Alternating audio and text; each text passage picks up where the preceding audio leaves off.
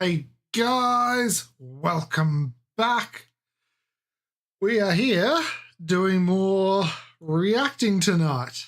So, let's jump in and,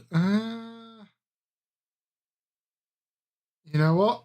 We shall start with Ryan Kelly Comedies. Husqvarna? What the fuck is the gun company that got into law? The what now? Never even heard of Husqvarna, but the gun company that got into... Okay. Let's have a look. Hey, Husqvarna, what are you? Oh, hold on. Hey, Damien, how you doing? Oh, I'm in the chat now. Me. Hold on. Let's also do this.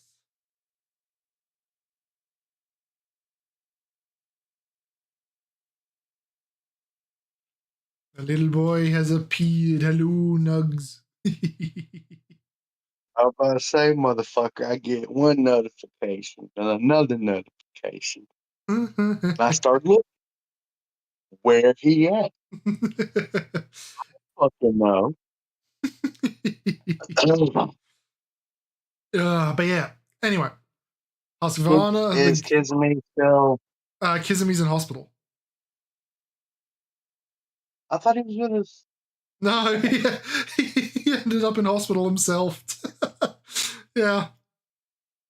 Damn. I would say he goes there for family, then goes to his girl's house. Now he's in there for himself. Yeah. His week is just shitty right now. I know that for a fact. He's about to be blown away by fucking hurricanes. Knowing his Hell, luck. I don't think so, but it's possibly flooding because that's what half America's dealing with. Oof. And I'm lucky I'm out. I'm just barely out of that zone. I mean, fucking barely. Uh-oh. I think there's... How you been, by the way, Damien? But yeah, so Husqvarna, the gun company that got into lawns. So, what the fuck is Husqvarna?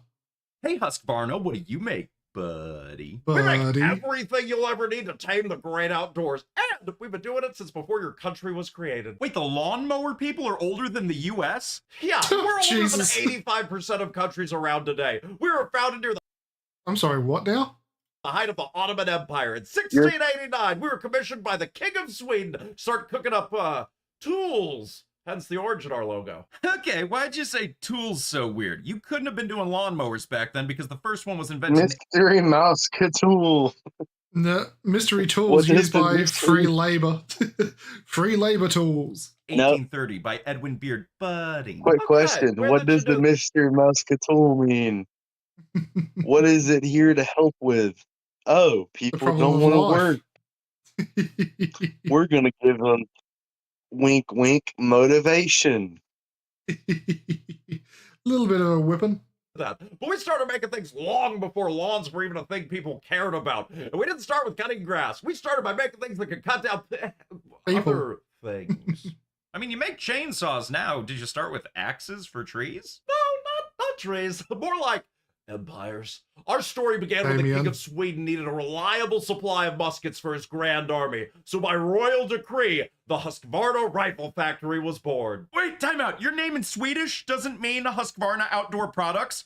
What the heck does Husqvarna Vapenfabriks Aktiebolag mean? Well, Husqvarna means house mill in medieval Swedish, which is the name of the town that we were from. Not the word I had questions about. Oh, Vapenfabriks Aktiebolag. Oh, means weapons Weapons I was about to say, they're just speaking aggressively now. Wappensfabrikas. We're going to bomb the shit out of you. Factory Limited Company. We were a state armory for centuries. Mm-hmm. Would you react to a fat electrician video? Send it to me and I'll have a look.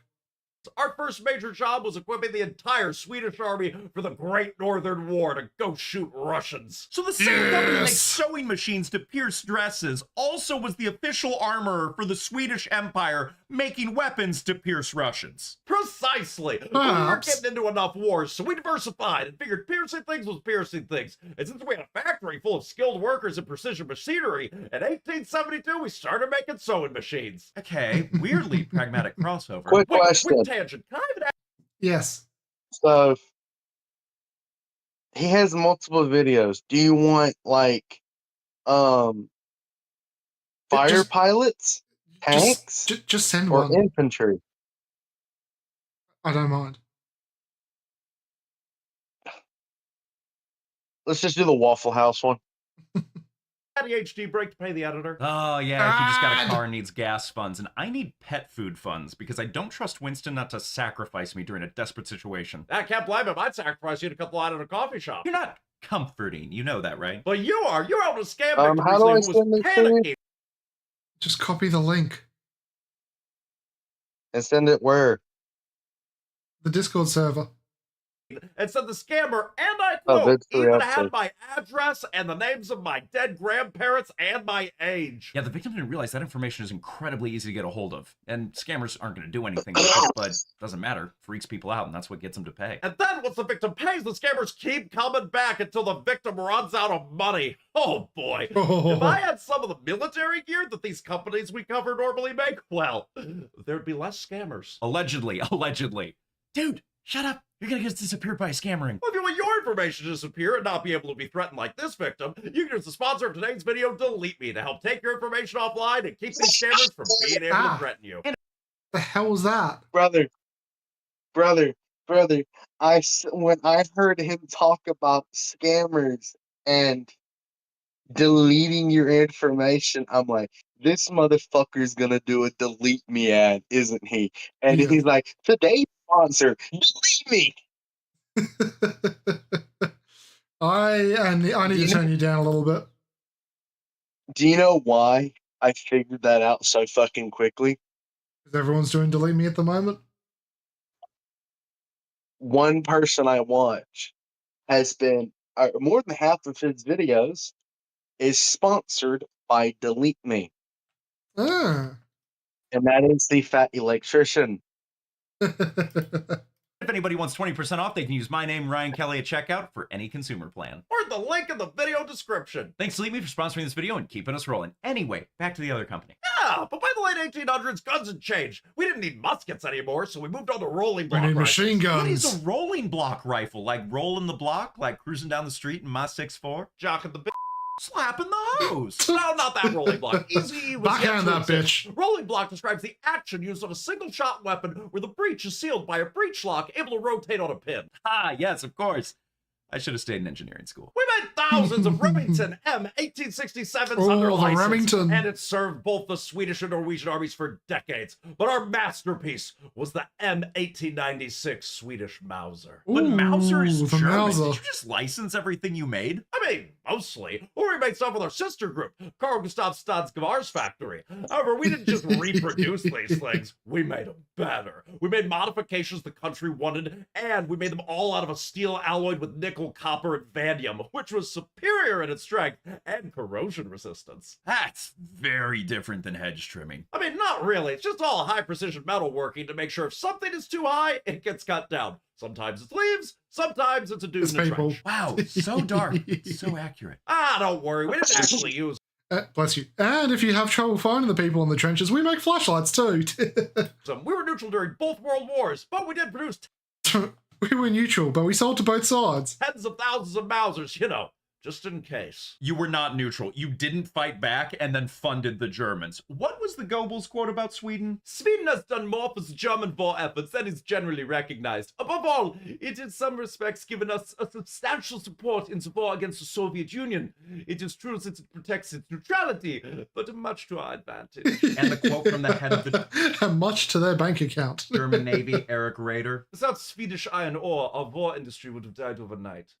Not done and and Britain. It must be understood that an adequate supply of Swedish iron ore is vital to Germany, and historians have concluded the war could have been shortened by 12 to 18 months without Sweden being so helpful. Dang, man, we made things for the Germans, but at least we sabotaged every chance we got. Any thoughts, beacon of neutrality? Okay, yeah, Sweden has... Oh yeah, but you see, we made money. The country was probably more like Switzerland, allegedly neutral, but extremely helpful to the Axis. However, we didn't make or send them any arms or vehicles. We did send them to the Finns, though, to help them fight the Russians. Okay, you got back into piercing Russians. Wait, why did Germany allow you to sell weapons to the Finns, who were fighting the Russians, when the Russians and the Germans were allied at the time, thanks to the Molotov-Ribbentrop Pact? Yeah, pretty dumb of Russia not to see Operation Barbarossa coming when Sweden, a literal vassal state... Hold on. Operation Barbarossa was the invasion of the Soviet Union by Germany and several of its European Axis allies starting on Sunday, 22nd June 1941. More than 3. Let me read. What? More than 3.1 million Axis troops invaded the 3.8. Western Soviet Union, along with 2,900 kilometers, approximately 1,800 miles, front, with the main goal of capturing territories up to a line between whatever the fuck those are, known as the AA line. The attack became the largest and costliest military offensive in human history, with around 10 million combatants taking part in the opening phase, and over 8 million casualties by the end of the operation. On December 5th, 1941, it marked a major escalation in World War II, opening the Eastern Front, the largest and deadliest land war in history, and brought the Soviet Union into the Allied powers. By the way, it's 3.8 million, not 3.1. I wouldn't give a shit. for Germany at the time was supplying arms to Russia's enemies. Yeah, no kidding. Okay, what else do you make? Well, then we produced the Swedish version of the Lottie L-35 pistol called the M40. And during World War II, we studied every other submachine gun and helped Carl Gustav create the K-Pist M45. Okay, what is that? It's a fusion of everything great. The Swedish K, a simple, tough, and incredibly reliable little bullet hose. Hey, we made it back to slapping the hose. More like slapping Slap people them with the hose. hose, but yes, it was so good that even though Sweden was neutral, our weapon found its way to many interesting places. Interesting, like... Oh god, where? African The warlords. jungles of Southeast Asia, for one. The U.S. Navy SEALs and Army Special Forces absolutely loved the Swedish K during the Vietnam War. They found it was one of the few submachine guns that worked flawlessly in the mud and grime. We were the unofficial weapon of choice for America's elite secret soldiers. You're telling me that Navy SEALs in Vietnam were using a submachine gun made by the same people that made my dad's leaf blower? Yeah, we made it for the meat grinder of war, but also made kitchen meat grinders as well, just to, We also made the Flammenwerfers that we supplied to the Vietnamese to burn the Americans. have both sides covered. You went from submachine guns to flamethrower? kitchen... The Flammenwerfer. We were Flammen. No, the flamethrower. The flamethrower. The flamethrower. God damn it. I don't speak Cheems. goods. The other way around. Before we went full auto, rifle demand had waned. So in 1874, we started making kitchen goods. Our cast iron meat grinders are so good, we've exported over 12 million worldwide. Okay, what else did you just casually try? Bicycles! And then our finest non-weapon machine, motorcycles. You made motorcycles too? We dominated the motocross world in the 60s and 70s. Hell, I Steve might wanna try and McQueen get rode a one. Husqvarna. The engines that made these bikes great gave us the experience to build engines for really everything else. Ah, and that's where the chainsaws come in. Exactly. In 1959, we looked at our motorcycle engines and thought, what if instead of a wheel spinning, it was a chain and hated trees? And our first chainsaw was born. Wait, you started making chainsaws in 1959? Fuck your forest. Thank God. I thought that you started making them way earlier. You know, like assisting in birthing surgeries. Thankfully, no, we were way later to the party. We just did the tree version, and we just kept innovating with it, creating the first anti-vibration systems and automatic chain brakes. We made the chainsaw safer and more efficient for everyone. Wow, this is somehow less horrifying than I expected. What happened to your guns? We kept making them for a Everything while. happened to them. We produced version of the German G3 battle rifle, the AK-4, and we helped Carl Gustav make the NVA XM73, a prototype rifle that was part of a major design competition. What the hell is this? This weird as hell is what it is. We thought, what if a rifle was also a recoilless rifle? Which Anti- sounds just like a rifle. I would say recoilless rifle. I figured. I was going to say an anti-dat shit rifle. Dat shit being whatever the fuck over there. It is. It's called the anti. Ain't nothing over there no more. But I don't like dat shit over there. Fucking bring out the Niver. XM73. I like how there was a scene. There was a scene in a movie, and it said, "Look, if you don't believe me, tell me one thing you don't like, and I'll get rid of it." No, it wasn't a movie. It was in history. This person, you'd have to watch The Fat Electrician for it. But he was trying this. The person he was doing the thing said this. He was in a neutral country, wink, wink, but it was a shadow war through the Vietnam War. The North Vietnam, the fucking bad people, really disrespected and didn't treat well this group of people, and they just fucking abandoned them. America took them over in fucking open arms, and he asked him, how do we know you're going to help us and not just abandon us? He said, point at something, I'll level it. Yeah. He had sky fortresses doing hot laps around the place he was at. And they told him, man, I like those trees over there. He said, light them up. The fucking forest on that side was leveled. Goodbye, He fucking. said, do you believe me now? Where is my cover? I need cover. Rifle with no kick, but oh boy, was that not the case. It's pretty much anti-human and anti-tank all in one. I take it this didn't work. Here's the crazy thing. It did, but it was kind of too insane, and everybody would rather have specialized weapons than one that can do everything. It both hurt our feelings and our prospects of continuing to make guns. We sold off our Boom Boom side to our original sister weapons factory, Carl Gustav, in 1970. Aw, no more boom. Oh no, the boom is always with us. Just because we started making smart lawnmowers, blowers, watering, lighting construction, and chainsaws didn't. Oh, are they going to have a design flaw in their electrics and they explode like Samsung S7s?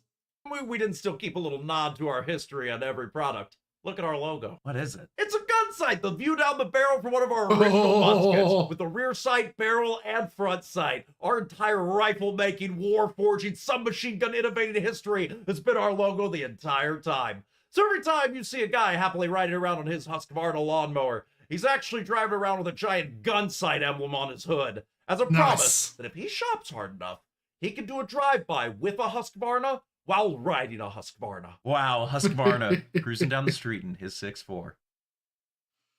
Hey. Fucking Ryan. Husqvarna, huh?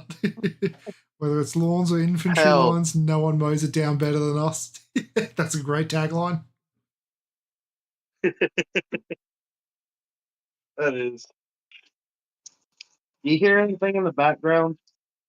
I hear you rustling something. Yeah. Oh yes. Okay, I'm just gonna be honest. Ducky. I don't know. Oh, play it from the beginning. This is the beginning. Play it.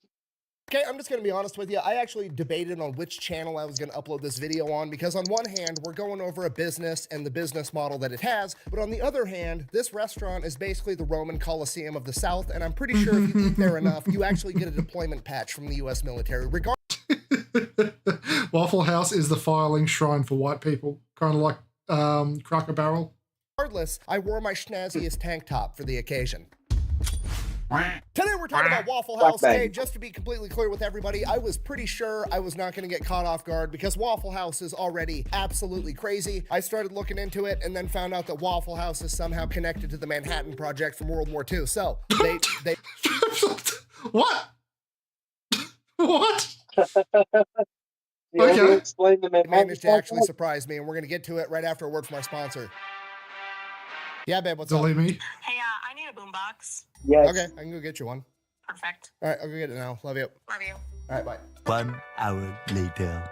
Where's that boombox that I asked for? Oh, it's right here. I got it for you. What is Boombox. this? The boombox. No, I wanted something to play music with. I haven't been VTubing since 20. What? Oh, that kind of boombox. Yeah, I got this instead. Okay, Take go the to store gun. and get me a boombox so I can listen to music. No. Can You I can keep listen this one to. You still? can make some Oh, music. He This brought a video new is brought to you by gun. Delete Me, okay? Super simple business model. You give them money, they turn around and they make sure that online data brokers are not selling your personal information online. Yeah, Okay, here's the deal. Pretty much He does the ad better than most people because he actually explains. Give it a listen.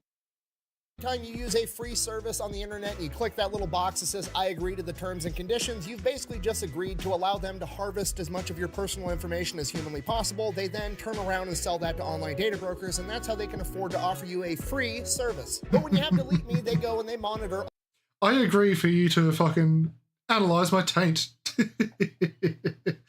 Fucking these freemium websites. all of these online data brokers for your personal information, and then if they find it, they submit all the opt-out forms on your behalf, so they have to take down and stop selling that information. So when you buy Delete Me, you're not actually buying anything, you're just buying your way out of all the negative consequences of all the free shit that you've already gotten. And because they continue to monitor those data brokers, you're buying yourself out of all the future negative consequences of all the free shit that you haven't even As long as you gotten keep yet. paying. So if you want to give Delete Me a try, there's going to be a link and a discount code down below. Let's get back to the video. All right, Waffle House. Our story begins with a gentleman by the name of Tom Faulkner. This man graduated from law school at 23 years old, passed the bar, and immediately gets drafted in 1940 in the days leading up to World War II. Because he Oh, graduated from college, goddamn. he's presented with two different options. He can A, go straight into officer training, and that's a 3-year commitment, or he can just be a normal draftee and go in as an enlisted soldier, and that is a 1-year commitment. Now you gotta remember, at this point in time, like 1940, while World War II Bloody is hell. currently going on, America's not Officer involved training, yet. though. The attack on Pearl Harbor has not happened, and prior to the attack on Pearl Harbor, the American people did not want to go to war. Because of that, Tom Faulkner figures, hey, we're not actually going off to war. I don't want to waste 3 years of my time just being in the military, not actually, fighting a war or whatever. So he chooses to be a draftee. Goes into the Okay. military as an enlisted soldier, E1 private. From there, goes off to basic training. As soon as he gets through basic training, the attack on Pearl Harbor ends up happening. Oof. America enters the war. He immediately opts to go into OCS training and commits for 3 years. After he completes the officer training course, he actually gets slotted to be a counterintelligence officer, where he does, and I Nice. quote, a lot of top secret stuff. You see, my identity must remain mysterious and my mission secret. I cannot reveal it to you. You can actually tell in the interviews that he gave later on in his life, like in his 70s, 80s, and 90s, that he's still not sure what he is and what he isn't allowed to talk about. But he did end up telling us that basically it was his job to try to sneak onto military bases, not as military personnel. So he would basically disguise himself as like a painter or a carpenter. So he's testing the fucking military base security. Nice. Yeah, that's what he did. He totally didn't work in the Stargate program. Or whatever, and try to infiltrate a U.S. military base to expose weaknesses within the system to help counteract enemy spies. So he does that It's all fun and games till they shoot first, ask questions later when he's testing Area 51. for a couple of years, and then one day he ends up getting orders like, hey, you're going to Knoxville, Tennessee. And he's like, okay, for what? And they're like, don't fucking worry about it, just show up. So he shows up in Don't Tennessee, worry and about he's it. given his orders, and those orders, I'm paraphrasing here, but they're essentially, hey, here's your partner, you two are gonna hop in that truck, and you are gonna drive it from Knoxville, Tennessee to Los Alamos, New Mexico. You guys are gonna dress What? in plain clothes, you're not gonna look at what's inside the truck, you're not gonna talk about what's inside the truck, you're gonna take this map and take that exact route. This route avoids every major city and every major highway. You were going to drive straight there 53 hours straight, taking turns sleeping in the passenger seat and not stopping for any reason whatsoever. And he does this for the damn. next year and a half, pretty much nonstop. And then like 20, 30 years after the fact, he finds out that he was actually hauling the majority of the enriched uranium for all of the nuclear testing and the building of nuclear weapons. Which, as we all Oh my know, brings God. about the end of World War II, at which point he gets out of the military, moves back home to Atlanta, Georgia, starts helping his dad out with his real estate agency. Now he does that for about 10 years. I'm kind of glad that they actually put proper shielding on the fucking van though, because that he would have. My God, just thinking about hauling uranium up and down for a year. Oh, my fucking nuts just shriveled up thinking of all the X-rays. and during this time he ends up selling the house right next door to his to another guy by the name of Joe Rogers, and they pretty much become best friends. Joe Rogers was also an Army veteran. He was actually a pilot that flew B-24s in World War II. When Joe got back home after the war, he did not want to go off to college, so he actually just took the first job that he was offered, being a short order cook at a now defunct restaurant chain known as Toddle House. He worked his way up, becoming a restaurant manager, then eventually becoming a regional manager. And then one day his neighbor and best friend Tom Faulkner, real estate agent, always looking for the next investment, comes to him and is like, hey, I'm thinking about opening up a restaurant. Real estate deal going on that side. Would you like to run it? Like, if I opened up and bought a franchise of Toddle House, would you be willing to run it for me? Now at this point, it's like 1954, 1955. Joe Rogers has a ton of experience inside the restaurant industry, and he basically tells his best friend, like, hey, don't open a Toddle House. You should start your own thing. Toddle House's business model isn't that great. If you start your own restaurant, I will help you run it. He then goes off on vacation with his family, and by the time he comes back, Tom Faulkner has already bought the real estate and comes to Rogers and is like, cool, what's the business we're starting? Where's Pancakes House? God damn. What? We stop at Pancakes House. And within the span of like 6 months, the very first of what is now the legendary restaurant chain of Waffle House opens. And Waffle House is legendary, probably for all the wrong reasons. I mean, even if you've never been to a Waffle House, you've heard about Waffle House because, well, I mean, Kid Rock got in a fight there. You've got Haley Booth. Hey, Mr. Alex, how you doing? Waffle House video, yeah. Chairbender. There's entire subreddits and YouTube channels almost exclusively dedicated to all the fights that break out at Waffle. All I saw was a lot of changing consumer habits.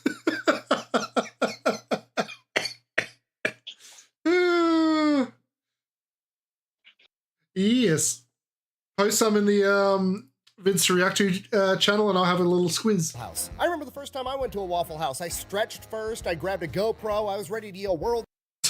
I had a fucking belt with 6 extra notches for when I overeat. Star, nothing World Star! I just had delicious breakfast at like 3 o'clock in the morning, which is probably 99% of people's experiences. 3 in the morning? What? All of the negative PR, Waffle House makes a ton of money and has an incredible business model. Okay, Waffle House had about $1.4 billion in revenue last year, which is about $650,000 per location. And when you take into consideration that each Waffle House is absolutely tiny, that's really impressive. Out of their 2,100 tiny Waffle House locations, their yearly stats are 58 million cups of coffee, 124 million waffles, 153 million servings of hash browns, 272 million eggs, which is about 2% of all the eggs consumed in the United States of America, and 2% by one company. Wow. Yes, I did the math. That is about 8,000 miles worth of bacon. I'm worried what you just heard was give Not me a enough. lot of bacon and eggs. More bacon. What I said was all the bacon and eggs. All the bacon and eggs you have.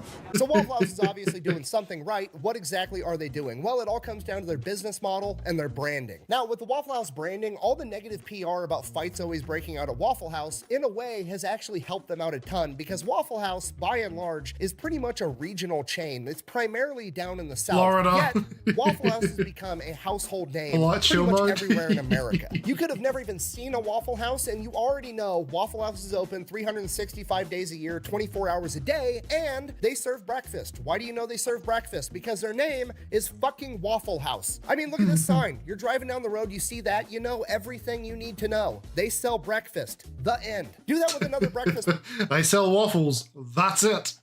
place. If you're not from there and you don't know what a Denny's or a Perkins or an IHOP is, you have no idea. It's just a restaurant, maybe. Waffle House, they're selling waffles, which means there's like a 99% chance they sell other breakfast food. Fucking sold. I'm in. So No, they only sell waffles and ice cream. It's a fucking ice cream shop.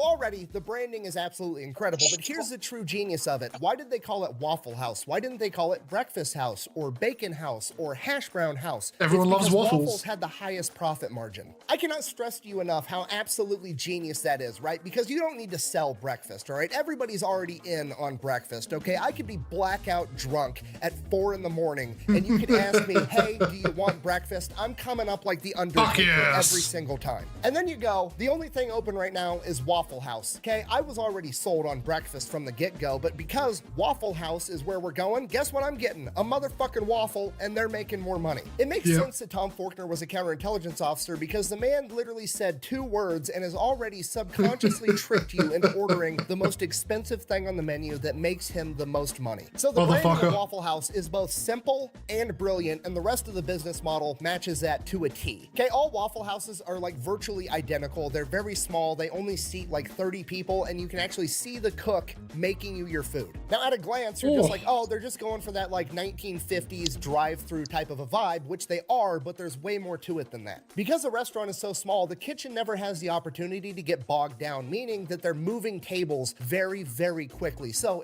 did you finish your waffles? Get the fuck out! Instead of having one kitchen and 100 customers, you've got one kitchen and 30 customers, and you can just turn those tables over 3 times faster, which pretty much guarantees that every customer is gonna get exactly what they wanted, okay? They're not going in there for 5-star dining. They're going in there because they're hungry and they want breakfast, and now they're gonna get breakfast really they're not gonna quick fuck around, in a small yeah. setting that doesn't feel like a packed restaurant where they have to wait in line to be seated. And I know what you're thinking. What if one Waffle House just reaches its maximum capacity, right? What if it's just completely full with a line out the door 24/7 every day of the year? Waffle House surely would build a bigger Waffle House, right? No, we're gonna take the same parking lot and right next to that first Waffle House, build another Waffle House. Yeah. Okay? The plan is working, and if it's not broke, don't fix it. Which is one of those things that seems dumb. Waffle Square. But is actually brilliant. So obviously speed is key to this business model, and they've done themselves a big favor with their menu because their menu is overwhelmingly simple, okay? It's literally one side of one piece of paper. Okay, the entire menu is comprised of like 10 things. They have waffles, sausage, bacon, ham, eggs, toast, biscuits, that is very gravy, simple. butter, and syrup. Guess how many flavors of syrup they have? Waffles cubed? It's fucking syrup flavored syrup. Nice. The entire menu is simple, exactly how it's supposed to be. Oh, sorry, they have hash browns too. Sorry, 11 things, not 10. Anyways, moving on. Another reason they do so good is they actually might be the best fast food chain when it comes to taking care of their employees. They pay them higher than average, they have super flexible schedules, and they're one of, if not the only fast food chain that actually offers all their employees healthcare and dental insurance. Oh, you go Waffle House. Really, how good are they actually treating the Waffle House employees? I got the one stat that's everything you need to know, okay? Waffle House treats their employees so well that employees are willing to commute into a natural disaster to work at a different Waffle House when the occasion arises. Yeah, Waffle House is open 24 hours a day, 365 Let's go, days Waffle a year, House and they stuff. fucking mean it, okay? Whenever there's like a hurricane coming or some type of What are you clicking? impending natural disaster, Waffle House organizes what they call a jump team, a bunch of Waffle House employees from a different region that's going to be unaffected because they know that their local employees are going to be busy taking care of their own family and their own houses during a hurricane. So they bring in teams from outside the region. Plus in the Waffle House employees. Natural fucking disaster, and they're willing to do it. I never said thank you. You didn't need to. And you'll never have to. Okay, McDonald's can barely get their employees to show up on a good day, and Waffle House has employees volunteering to commute into a fucking hurricane to make breakfast. And this is the most impressive part of the business because Waffle House has the best logistics and preparedness of any company I've ever seen. Yeah, isn't it like a litmus test on how bad a storm is? If the Waffle House is actually closed, you know the storm is fucked? Like the disaster is bad? Just let it play.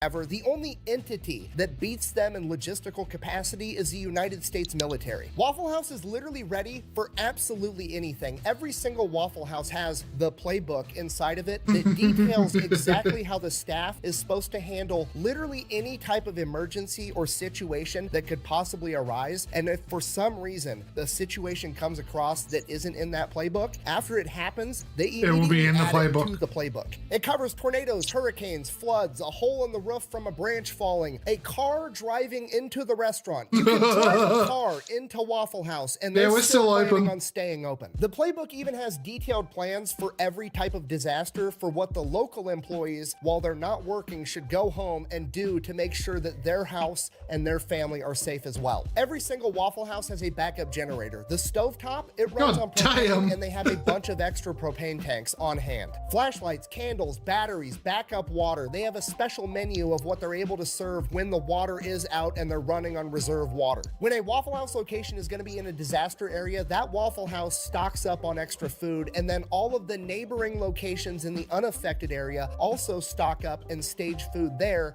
to get them more food when they need it. If Waffle House is a standing structure, those motherfuckers are serving breakfast come hell or high water. I'm not fucking leaving! I'm not leaving. I'm not fucking leaving! Waffle House is so good at this that FEMA uses them to gauge how bad natural disasters really are. There it Yes, is. FEMA, the Federal Emergency Management Agency, literally uses the Waffle House Index to gauge how bad a disaster is. Waffle House is Green, closed, you're Waffle House fucked. is running as normal. Yellow, Waffle House is using the backup generator or having to use an altered menu. Red, Waffle House is closed. People are probably already fucking dead by that point. Waffle House is literally the Terminator of the fast food industry. Everyone in McKinney is dead. Okay, the fact that the federal government, probably the most powerful entity on the planet, maybe ever, looks at a chain of restaurants and is like, man, if Waffle House is closed, we need to mobilize the National Guard is fucking crazy. Now, maybe you guys are thinking the same thing I was at this point in my research, and I'm like, man, I need to invest in this company. I need to see if I can open up my own Waffle House franchise. This company's awesome. And this is where the bad news comes in. I mean, technically you can franchise a Waffle House, but most of us Expensive as probably fuck. can't. The company is privately owned. It's not on the stock market. It's still owned by the families of the original two founders. And while they do allow franchises, they are super picky about I who think they let steel buy in boils to at have this a temperature. franchise, and they make it very, very expensive to buy in to make sure this is actually what you want. And while that is unfortunate, I think it's actually kind of awesome. It's a company that actually has morals and cares about their image more than they care about next quarter's profits, okay? It's a company that has committed themselves to making breakfast under any circumstances, and they're gonna see that through till the very end, even though they could probably make way more money by just selling franchises and letting whoever the fuck throw up a Waffle House. And now for the fairy tale ending, Joe and Tom worked together as best friends for 62 years to build Waffle House into what it is today. They I'm both glad there was passed no away falling in out. 97 and 98, and now Waffle House and their legacy lives on as that company is still being operated by their kids, and that is the American dream. Get That's together with beautiful. one of your best friends, pick a goal, even if it's something as simple as serving breakfast to people, and never let anything get in between you and achieving your goal, even hurricanes and floods and natural disasters, apparently. Work with your best buddy for 62 years straight, and then die together and hand it off to your kids. In conclusion, Waffle House is the most American company ever, and that's why I love it. Thank you for watching. Best way to support the channel is go buy some Go merch. Waffle House! FatElectrician.com. Quack bang out.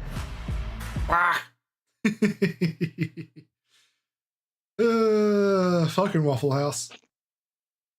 Now we got another request. Smokeless powder in a muzzleloader. Welcome back, everybody. This is Eric and Kevin here at Moss Pawn and Gun. Today we're going to be covering some stuff with muzzle loaders that should never happen. Many of you guys know. Fair. Right now we're kind of right in the middle of primitive weapon season. Muzzle loaders are extremely popular for hunting. Of course, there's a lot of safety things that you have It's coming right for us to consider. But that's not necessarily what this video is about. You guys should always understand the safety measures required to properly, diagnose problems, properly load, fire, unload, and clean your muzzle loader. That's not what this is about. We're talking about stuff like bore obstructions, using the wrong type of powder. Right. So what are some of the things that people run into that make these firearms blow up? Well, putting too much of the modern day powder as compared to the old day powder, so it just blows up in your face. I think the most common thing that people come up to is they think powder is powder. No, right? powder is not for instance, powder. we got some black powder and black powder substitutes. All of those are safe to shoot in a black powder rifle. Smokeless powder on the other hand is not. Not safe, Not guys. safe at all. On any sort, not 3 grains of it's not safe. There's no amount that's safe. So there's some of that you run into. Also, you know, hey, I loaded my black powder rifle last season, didn't see a deer. This season comes up, I'm gonna just go ahead and load it and try to shoot another one. Nope. Have a double charge. That could possibly lead you into some bad things. But we're gonna test all that out, and we're gonna hopefully educate some people on the way. Also, guys, very common problem. People will seat their projectile, and they won't seat it firmly against the powder. And you leave that airspace, even a small airspace, can cause dangerous pressure spikes with a muzzleloader. So please, guys, understand this is for science sake. Do not try any of this at home, okay? Under any circumstances. So one of the first things we're gonna do, all right, let's simulate, all right, a guy using an 80 grain charge of 2F as his hunting load. Right. And he gets distracted, his grandson, you know, distracts him, or somebody distracts him, his wife's bugging him, and he accidentally double charges it before he seats the bullet. So let's double charge it, 160 grains of 2F, and we're gonna show a potential double charge. Let's just see what happens. We've got a rig here that we've made to hold the gun properly. We're gonna try the double charge of 2F, and then we're gonna move along to some smokeless powder to show you guys why you never want to put smokeless powder inside of a muzzleloader. Yeah, that's absolutely Double load the smokeless rod. Let's get after Let's it. knock it out. All right, guys, we're in the Polaris here. I've got a nice strong windshield in place. We're back pretty safe distance. We got our fixture set up. Our delivery method is going to be some fishing string. This is 160 grains of 2F powder with a round ball. This is basically a hunter accidentally charged it twice. Right. All right, here we go. Oh, satisfying It's a big boom. boom, but you know, honestly, it didn't look like a whole lot. Let's go have a look, see what happened. All right, fellas, this is a pretty sturdy rig. I know in the slow-mo there, it's probably hard to tell.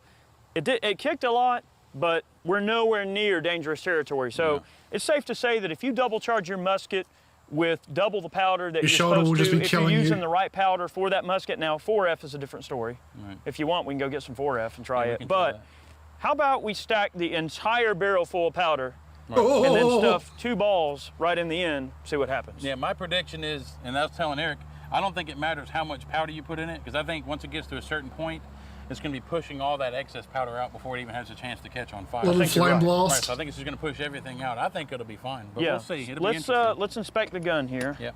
Okay.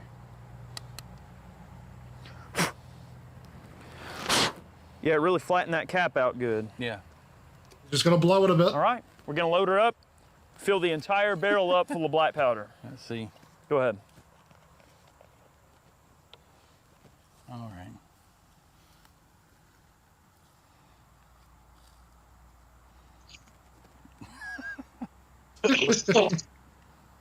Two bottles later. Such a waste of good black. It's for all in the name of science.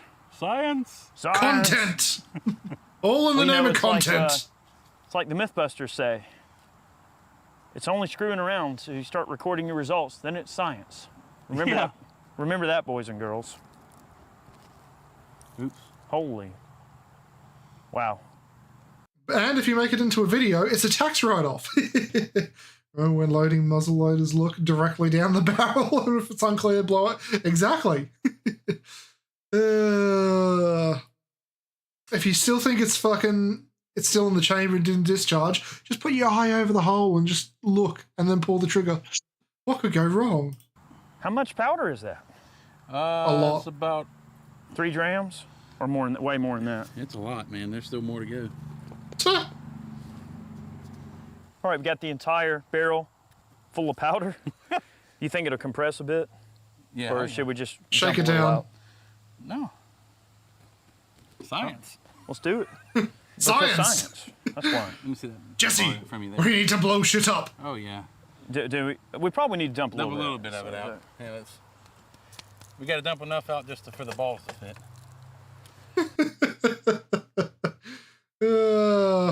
The cock can barely fit. We need to shove the balls in. That's perfect. Stuff those balls on there.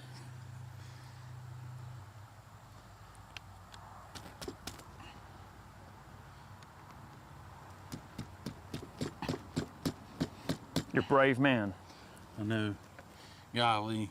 Create a spark. Do it. Normally, if you can still see your ball, you're in trouble. Chances are, if you're loading your muzzle loader and you can still see the projectile at the end, you probably need to reconsider if you really like shooting muzzle loaders or not. All right, Wow, this thing's heavier. All right, we're gonna get her chalked up, and we're gonna get far and away for this. Yeah. I don't want to have no part in this. It's gonna be loud. It is. The violently beat your It's a weapon. pretty bad time when everybody is like. So a contact explosive. Just beat the shit out of your shaft. What could go wrong? Like 30 feet behind you. All right, well, look, guys, we got the entire barrel on this thing full of pure 2F black powder, Swiss black powder. Bit over half a pound. And then we've, almost a half a pound, or if not more. And then we've got 2 round Half a balls pound of black placed powder, on huh? top. They're barely sticking out the end of the muzzle. I mean, they're like right there at the end of the muzzle. So, guys, this is worst case scenario. This is like Darwinism This is like Helen Keller loaded your gun. here. Yeah, If you load your musket like this, You get I'm the not Darwin saying you Award. belong to get blown up. You deserve to get blown up, but You here deserve. Ah, fuck. Who's the guy from Brickleberry? The guy who has no arms and legs. Hold on. Firecracker Jim. That's it. You deserve to be Firecracker Jim. Now, after this, we're going to. This is not a tutorial on how to create a pipe. God damn, why would you say that? get on some smokeless powder. I think you guys are going to want to see this. Yeah. So here we go. Fire in the hole. Oh, hold on. This isn't. Before it shoots, This isn't a description of how to make banana bread. it's how to make yellow cake. Brickleberry, the dude who was arrested for shooting his buddy with no eye. Oh. I'm Firecracker Jim, goddammit. Whoa, man. It sounded like freaking cannon going off. That's louder than the cannon. Bitches love cannons. Ooh, we messed up our rig a little bit. Let's see It's just a Let's go squiz. have a look. Just a smidge. Well, what happened? Well, we now have a bionic shoulder. I think the shooter would have survived, no problem, but he's hurt. The butt plate of the gun, the screws, everything popped right out. It's embedded into this wood quite violently. Stock is cracked all the way down here. The inertia was It so looked much like the the ramrod fucking actually stood still. Gun was struggling And there. it's burnt to a crisp from all the powder that went out, but the gun didn't blow up. It didn't blow up. The stock's It fine. cracked. Well, the stock did split right Or there. the stock split, I meant the barrel's fine. All right, so see if you can get to that easier. So while he's getting that undone, there you go. Good deal. What we're gonna do, all right, so Farmer John goes to load his musket to go hunt. His charge He's is a 80 smokeless. grains of black powder. But instead of putting 80 grains of black powder, he decides, well, I'm out of black powder. We're gonna run 80 grains of H110. If it's good for 44 Magnum, it's good for your muzzleloader, right? What could go wrong? Right, why not, right? not? That seems like a perfectly logical assumption. Sure. Let's go ahead and get that bad boy out Who needs a shoulder? of there. We're gonna load it with H110. All right. Now, again, I know we've kind of talked about this, but we're obviously joking. This is definitely not safe. Oh, Yeah, please don't try this, guys. I don't want to hear that you guys met an untimely fate. This barrel's been cooling for about 15 minutes, and it's still pretty warm. So, let's get that back in there. We don't need that there. I don't feel too good about this. You're not We're supposed gonna- to feel we're good gonna about do it. this.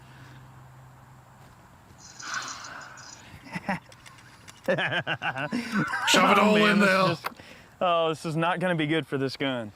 I foresee As opposed to an entire barrel full of fuck it some definite issues here. barrel destruction. Yeah, this is the Warping. I'm behind Kevin, notice. the end of this. I think this gun's gonna fire its last shot. You're not supposed to feel good about this as he shoves it in. And look at this butt plate. I'll tell you what, we're gonna save this butt plate and we'll throw it in a man can or something. Don't throw it. Well, that doesn't really matter. all that Seems legit. much. Yep. Okay. All Our right, tools girl. out of the way, get our powder. All right, we're gonna get her fixtured up. And believe me, we are getting the heck out of Fuck Dodge. out of here. You set this puppy off and see what happens. Pay attention. You don't want to miss this. All right, guys. The crew is way the hell back for this one. This is where things start to get a little bit precarious with muzzleloaders. You know, we've proven that, you know, granted, the recoil from, you know, a whole barrel full of black powder is not going to be pleasant. It's not going to, you know, be good Very for legit. the gun, but it won't kill you. We're getting into the territory now where you're dealing with smokeless powder. So Farmer John filled his 80 grain cylinder black powder measure up with H110. Now we're kind of far back, but you know, I'm gonna kind of kindly duck a little bit. Yeah, I'm gonna follow your lead. All right, ready? Yep. Kaboom!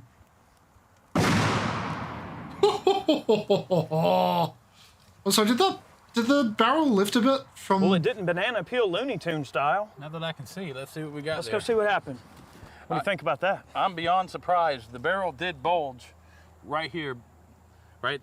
Which the bulge knocked the stock, made the stock separate and move forward over here. But the gun didn't blow up. I fucking thought so. Yeah. It's not supposed to be. So this, in any way, does not say it's Yeah, okay damn. to do this. This gun was supposed to blow up. How it did, I don't know. Well, but you also know the kind of guys we are in this channel. Now we need to load the whole thing with smokeless powder. And once we go just to the edge where we're looking over the cliff, we have to put on a straight jumpsuit off. and a parachute and jump off the other side. So we're gonna go ahead and the same gun, in the condition it's in right now, we're gonna go ahead and go with some Hodgkin tight group. It's got to go this time. This is a pistol powder. This is some pretty fast stuff. Now that H110 wasn't slow by any means. It's just a little floppy. It's still good. It's still good.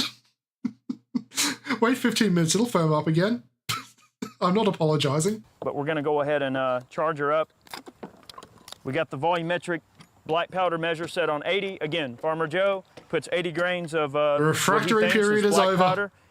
Ready to go again. It's actually pistol powder, Mr. Anderson. This is great. Mr. Anderson, I'm about to blow up your shoulder. Not scared, are you? Extremely nervous. Why? Make sure every little speck gets down in there. Yeah, make sure we get it all in there. You know, we wouldn't want anything to go right. I also broke my bullet starter on the last one. I guess I owe you a bullet starter then. Yeah. Yeah, try your other end there. You got it. It's got it. Now make sure you seat that against the powder there. You want this thing to go wrong, right? We want this thing to blow up.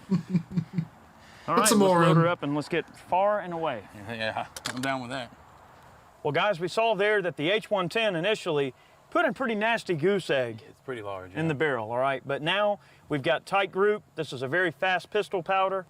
You're talking in the pistol world, 148 grain projectile, about 3.8 grains will propel that projectile about 980 feet per second out of a pistol cartridge. Ooh. So we're talking 80 grains, or what Farmer John would perceive as being 80 grains in his volumetric measure. Right. So here we go. All right. All right, tight group. Oh, let's just go to the side so the whole gun's in frame. Seems logical. 3, 2, 1. Wow, did you hear that? Yeah, that was... It was like a hang fire. It blew out the bottom. Yeah, that was crazy. Let's go see what we got. They gave it a back shot. Yeah. Well, it happened. It blew out right here on the side. Not where the goose egg was. So even if this gun was 100% brand new, this still would have happened. It has back like sleeve of wizard. Right. Right. There was probably some structural Firecracker Jim no longer has his hands. that, No, he does not. We might have had to deal with there, but came apart pretty nicely there. Just jiggle it a bit. Nipple's Came still apart. usable. Yeah, you got a good nipple still. Like sleeve of wizard. Let's see what we got. I mean, everything pretty much came apart like mad there. Yeah, I mean, it blew. And that's the strongest part of the gun. Yep. Right there, and that's where it blew. Well, you know what's funny though? I feel like we didn't really get the complete effect we were looking for. Right. Even if we have So to we're gonna go manufacture again? the effect we're looking for, we got another one of these muzzle loaders. We're gonna go ahead and stuff it with, let's just say a triple charge of H110 yes. and 3 projectiles. And let's see if that goose eggs it. I'm talking banana peel. Okay. So we made the egg, but now I want the banana peel. Stop talking about peeling dicks, for the love of God. So guys, hopefully in this video you can see where you want to be careful what you're putting down your muzzle loader. That's what we really wanted to show here. All right, well, we're going to pretty much pose a worst case scenario. We didn't really get the banana peeling effect that we wanted, so we broke out another musket, exactly the same model CVA that we just destroyed, and we're going to go for 3 80 grain cylinders of type group. equaling 240 grains. We're gonna stuff 3 round balls on top of it. Guys, this is absolute worst case scenario. Yeah. This is not going to end well for this gun. This is you are fucking dragging your head across the floor because you are completely brainless. All right, so let's go ahead and charge her up here. I know. And we'll get her done. I know about bananaing. I think that, you know, I'm just while fucking we're doing this, like, we know what's gonna, you know, more or less making happen. it more But vile. the thing is, one thing that I believe this video has proven that's very important to acknowledge here is the fact that firearms are built with a pretty dang awesome degree of safety And yet they are not idiot proof. into them Modern in their firearms, for designs. sure, I mean, yeah. modern firearms are, but We gotta you know, get her my again. horrible powder measure skills here, Get her that's okay. in. I think that if you stick with the actual charge that's intended, be it 80 grains or whatever, the thing is they don't recommend smokeless, and there's no way I would ever put smokeless in a muzzle loader as I put smokeless in a muzzle loader. Do it. It's just one of those lawyer up kind of things, but we also see that, I mean, these guns are just not designed for smokeless powder. No, they're not. And if you And treat of course, them, you know, I'm adding smokeless powder, plenty of smokeless powder. you treat them the way they're supposed to. I've got friends that have, you know, muskets from the Civil War, and they hunt with them. They work fine. Well, They've always been treated right. we've proven that even a double charge is not going to necessarily kill you. Now, it might kick hard and it might embarrass you a little bit, but overall, you're probably not going to die, probably. You gotta stick her in. All right. Here's one. Yep. Uno. Interesting fact while Kevin's doing this. The Battle of Gettysburg, they were finding muskets all over the place, and there's been x-rays conducted of battlefield pickups from Gettysburg, firearms that were found on soldiers' bodies and whatnot, and there were cases of a gun being loaded with sometimes as many as 7 or 8 Ugh. powder, projectile. In the stress That's of terrifying. combat, they were going through the motions, and for whatever reason, they weren't shooting anything.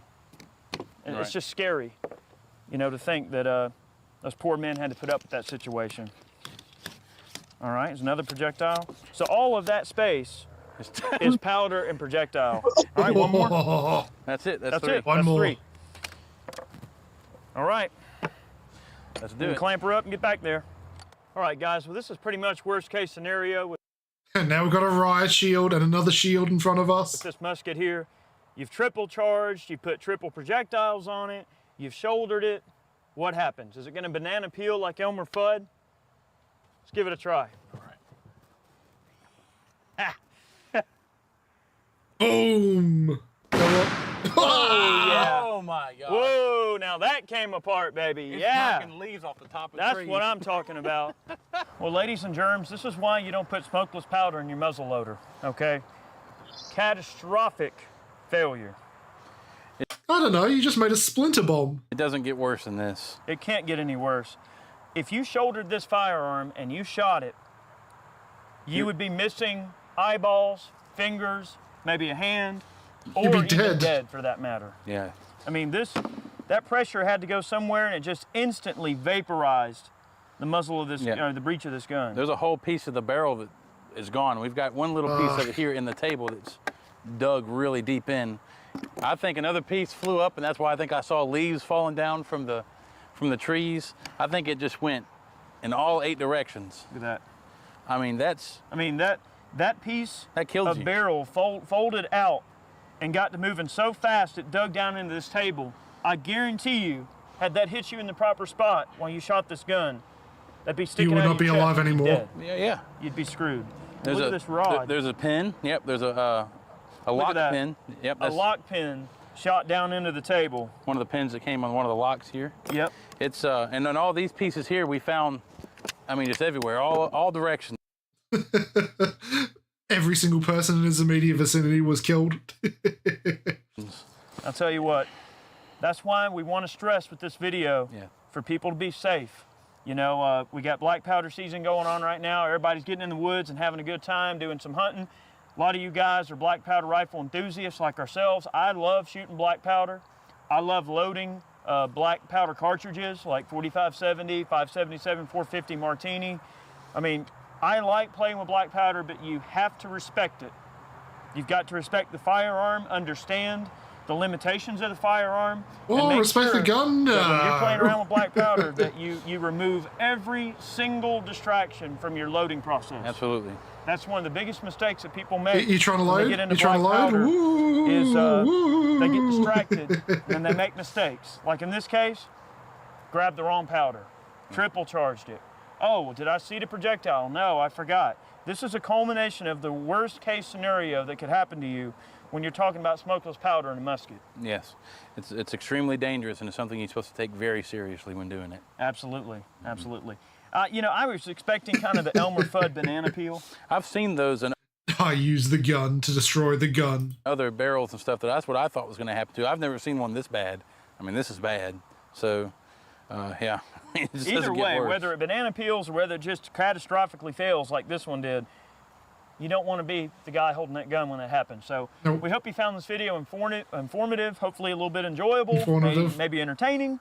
But guys, we got more of this stuff coming. We appreciate you taking the time to watch. Share this video with your buddies. Make sure they know. If anything, maybe you got a kick out of it. Share it with your buddies. We'd appreciate it. Have a good day. Thanks for watching. Take care. Nice. Doing all the stuff your mama said not to do since 2008. Yep. Now, I'll put this on when the King shows up. What do we want to put? You know what? After the muskets, we'll go into this one. Joining the most controversial player base on Steam. The Holdfast community is something else. Oh, they are a special kind of people. I wonder what they're going to say. Hold on. Compass direction, please. Oh. We'll do it next then. We are driven off the field, sir. Go, gentlemen, go! Go!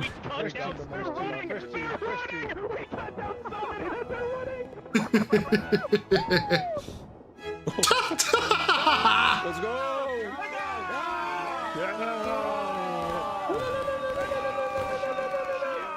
I beg your pardon? Let's give them steel, let's give them steel! Well, let's kill them. You're having my dick in your Let's ass, kill Brett, them. so fuck off, fuck off. Oh, damn. You need a telly license to be watching this? The Holdfast community. I'm dying, man, I'm dying. Oh, wait. We ran into their line. Go back, go back, go back. Run away! I can't sprint, man. I've been shot. Fall back, man. It's not No retreat, no retreat. Oh, charge, they're charging. Bayonets down, Counter charge, boys. God save the king! Through the hills and o'er the main, through Flanders, Portugal, and Spain, King George commands and we God damn it. over the hills and far away. God save the king! This is War of Rights, a game that is focused around strategy. Wait, it's not Holdfast? I thought this was Holdfast. What? Is this not Holdfast? Oh, holy shit. No, don't listen. We've been doing final game. Coordination.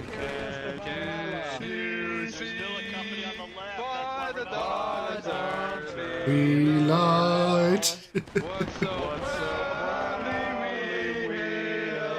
And most importantly, team gameplay. Stay in line, stay in line, stay in line. What is this? Take aim. No, get on take aim. Fire. Just fire blindly through the corn. Fucking volley, are you stupid? Or at least that's the idea. Recently it got a brand new update that brought in a ton of new players and pushed the game to its highest player count ever on Steam. And honestly it was well deserved because I was there. I was actually in the very first match that started right after the update dropped. And I know Merry that what I'm about to Christmas! say might sound like a huge cliche, but it's really not. In all my years of playing video games, I've never experienced anything quite like what happened that day. And I think it would be a shame not to share it with you guys. 1 hour before the update, huh? Right as I joined, I was pleased to see that people were already getting into character. Holy shit, that's cool. Thanks, gentlemen. God save the king. Reload, checks and ready. You missed, you scallywags! Oh, they're the American. We're getting into character for the event, you southernly slob. Yeah, but we're playing as the Americans. Now, to clear up any confusion, this update introduces regiments from the 1776 American Revolutionary War, which was fought between the American colonists and British Army. That's why you might hear a lot of players practicing their English accents, because, as I mentioned, this was the last official game before the update dropped. Because we're British, can't you tell? Oh, shit. Oh, look, a bunch of slovenly Frenchmen. Gentlemen, down that column, 3/4 way up the corn, take aim, steady! Corn! Oh, good hits, reload, checks and ready. I know it might look like we were shooting into nothing, but this was the map, this was the point that we had to capture in order Really? You're all fighting over corn? to win, and the enemy was somewhere in We must make that grain alcohol, gentlemen! this cornfield. We couldn't see them, but our officer could, and using this marker that he placed on the ground, he was telling us exactly where to shoot and how high we should aim. They might have already had it. Gentlemen, once more, down this column, hold, actually hold. Hold. Ready? I believe something funny is happening. Yes, I do not like this much. They're all snaking? This They're all tactic slithering? worked surprisingly well because the enemies were not exactly sure where we were shooting them from. Down that column, gentlemen, down that column, halfway up the corn, steady! Fire! Don't shoot my head. Good hits! Reload, checks are ready. Fuck, that was scary. Well, until one of them found us. There's a Frenchman there. Come here, you scum! I see you. Step forward, God! Die, fiend! You slovenly Frenchman. On guard! All right, excuse me. Let me get back. I gunned him down like a dog. Fate every Frenchman deserves. Now, gentlemen. And of course, after our officer took care of Very that true. enemy player, it didn't take long for the rest of his company to find us as well. Oh shit, gentlemen! Right down that column. Right down that column. Right down that column. Gentlemen, take aim. Quickly, they're coming! Halfway up the corn. Halfway up the corn. Steady. Don't move, man. Huh. Reload, checks, I'm ready. Get ready, gentlemen. They might charge. Get ready. Oh, Close. Oh, they're being sarin They're gassed. shooting back. Shit. Yes, they're shooting back. That's how war works, son. Oh, we downed their flag. Good hit, gentlemen. They're pushing, boys. They're charging, boys. Shoot the officer. Fire at will! Which one's Will? Do you know these people?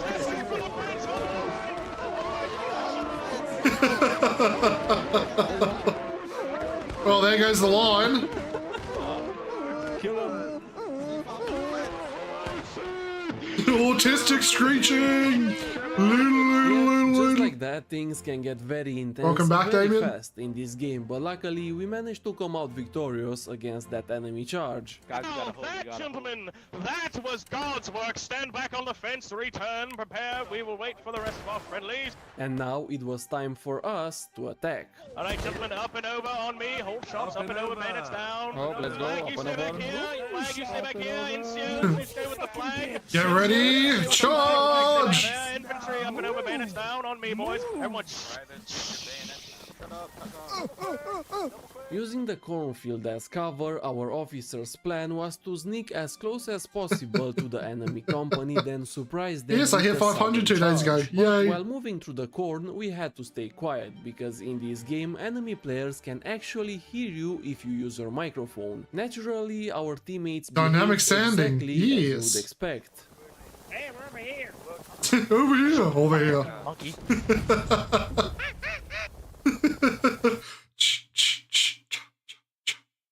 We lose this charge because you're fucking retarded. I like it. Alright, gentlemen, on this line, they're going to be somewhere down that direction. So I'm going to take aim down that direction, straight in front of you. Okay. Steady. Fire! Charge! Charge. I don't have my bayonet on, man. They're chimping out. Oh, we're charging. Let me get my... Yeah, that'll do it. I'm gonna hit them with the butt of my gun. Yeah, let's go! The Frenchman.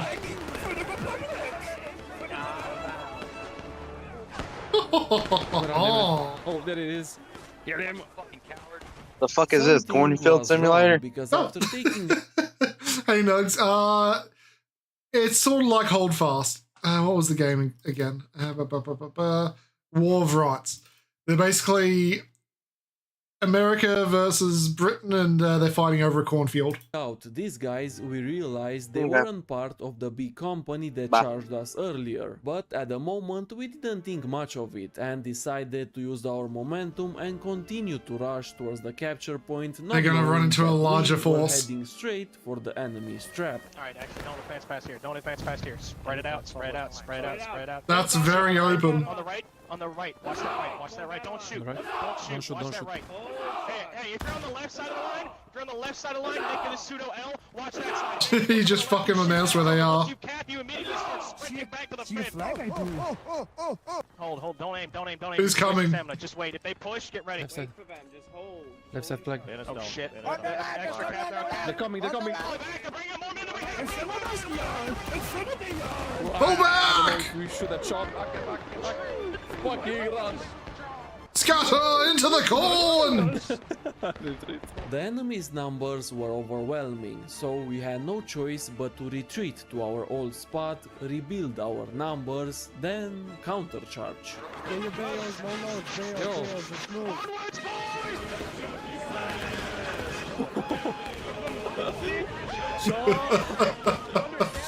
Oh, Yo, no, sorry. Yo, we're killing each other. I think I killed two guys. Yeah, yeah, let's go. Oh. I think I killed two friendlies. damn. Who's speaking as Yoda? Instead of saying a bunch of pussies you are. Yes. Oh my god, everyone is charging this, look at this. At this point, this match was almost over, so whoever was going to capture the objective was going to win the game, so as you would imagine, what followed next was a bunch of charges and... Just a mountain of dead bodies. We are taking your sister. Chaos. What the hell? Hold the position. Wisconsin on the left, Brooklyn on the center. Stay in line, stay in line. What is this? Take aim. No, take aim. Fire. Fire at will. Don't fucking volley, are you stupid? Yes. Get ready to charge. Get ready, boys. Are we charging? Just charge and go. Right.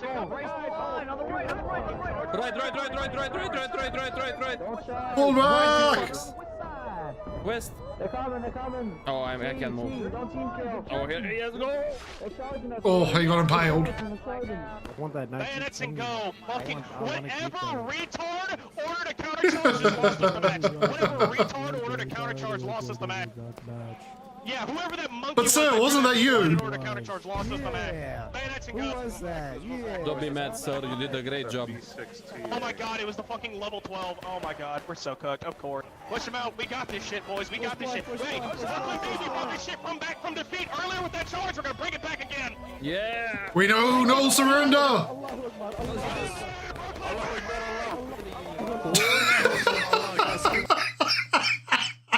I hear the God is great. Jesus Christ, this community. And I also see all the orgy being posted in the chat there. This community is fucking hilarious. I'm so sorry. Oh, I'm going for this one. Yeah, what the fuck? Oh, no. No, you're I done. don't know. Damn. Die, scum! You got spit roasted. Hold the line! Holy hell, look at this. What the hell is this, man? It's just a bunch of men lying on top of each other. The event that everyone was waiting for was finally starting. Oh, it's starting. Let's go. And people were clearly excited. Oh, here it comes! The loading screen. This is exactly how I feel after playing this game for 1 hour. Alright boys, we are in. The first game of this event, let's see. You must have the bugle.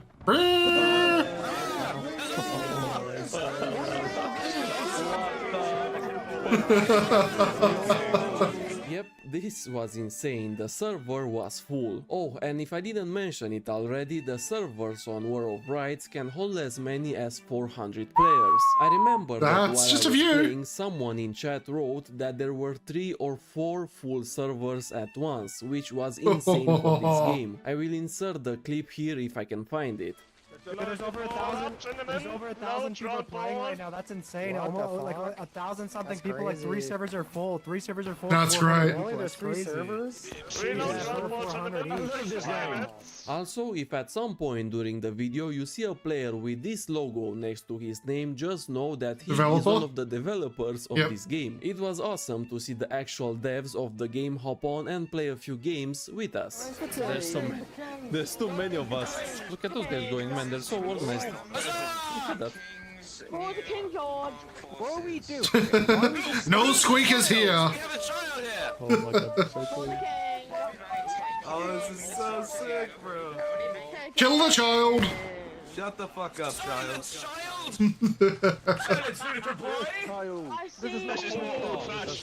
Nobody gives a fuck. GC, bro.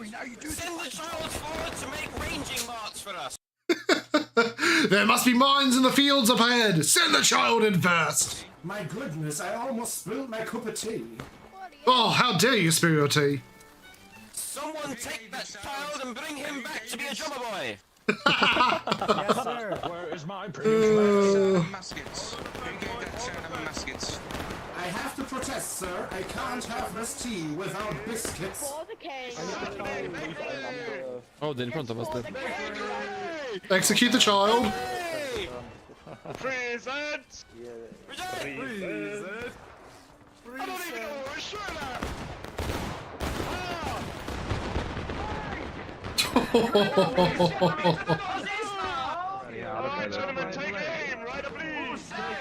Someone didn't take their cup of tea, they've just fallen asleep. Ready? Oh my god, that's brutal. Oh, that's sick as hell. Do not redeem. There's too much smoke. Oh shit. I do love that this community is basically the same as the Holdfast with how fucking cancerous they are. Look how much smoke there is. This is sick. I can't see shit. More ducker! Aim. Aim at the child. Oh, that's sick, man. It's marvellous. You guys are doing marvellous work. They marvellous. Marvellous. Marvellous work. You guys are overteam. Someone's got a recorder.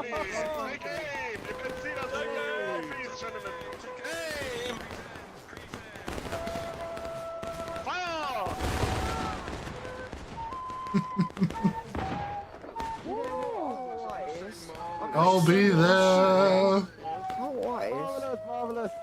Where's the Queen's Guard? The Queen's Guard. Wingardium Leviosa. It's Leviosa. Team kills me, I'll keep playing the flute. Move out of the way.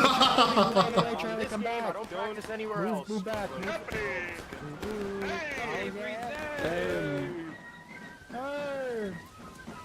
Fire! Come on, man, call it. Take some of that. Oh yeah, God, thank you. There's so many of them. One of our artillery positions have been overrun. No! Go take it back!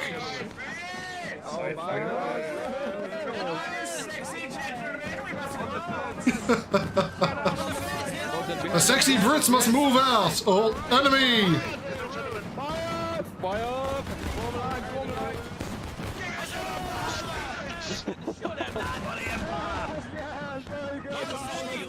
We have a smoke cover! Now charge! Oh, he's... See, they're dead. I killed one there. There's no way they're alive. Oh, shit. Charge! Let's go!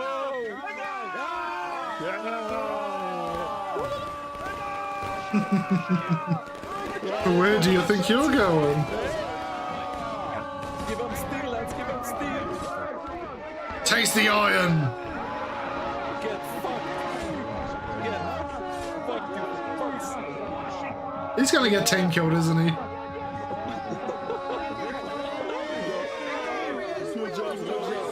Fucking hell, they just absolutely trounced them.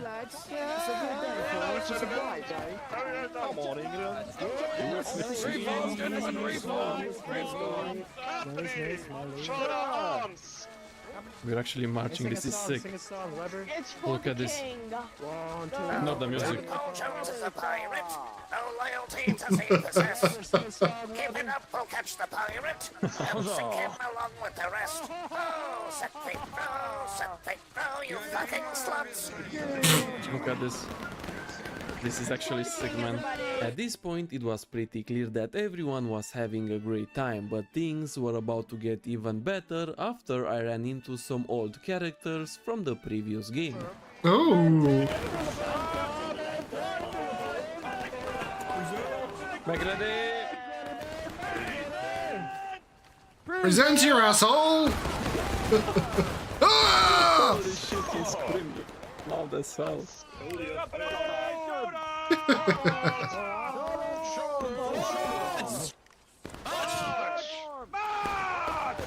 March! Forward! Stay quick time, gentlemen. Close the gaps. Quick time only, gentlemen. Sarge, your glory is showing! Hold! Ready! Oh shit! No! His meat shield got hit. Come on! I didn't reload. Fucking genius. Gentlemen, King's greatest. Present. Oh, I'm going for that fucker. Come on. Fire! Yeah. Reload! Gentlemen, charge your bayonets! Oh, they're charging! They're charging! Bayonets down, bayonets down! Let's go! Yeah! Take the tea dumpers out, yes! How dare they throw the tea into the Boston Harbor? Oh shit, he stabbed me! How dare you! Oh, help! Honestly, the guys that were leading the companies, the officers, were making this event so much better. Take this next guy for example, who I am pretty sure lost his voice by the end of this event. Take him, take him! I love it when communities just go full in. Oh my. Beautiful. Yeah, amazing.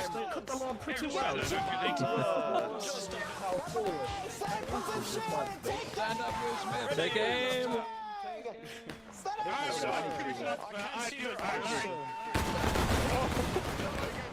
Man, I love it when they scream. Those guys are crazy. And Vonda 20 and Mikma. He's screaming. There's a few Germans in there. More Dakar! I can't see shit. Steady! I'm dead? No. I got hit. I'm hit.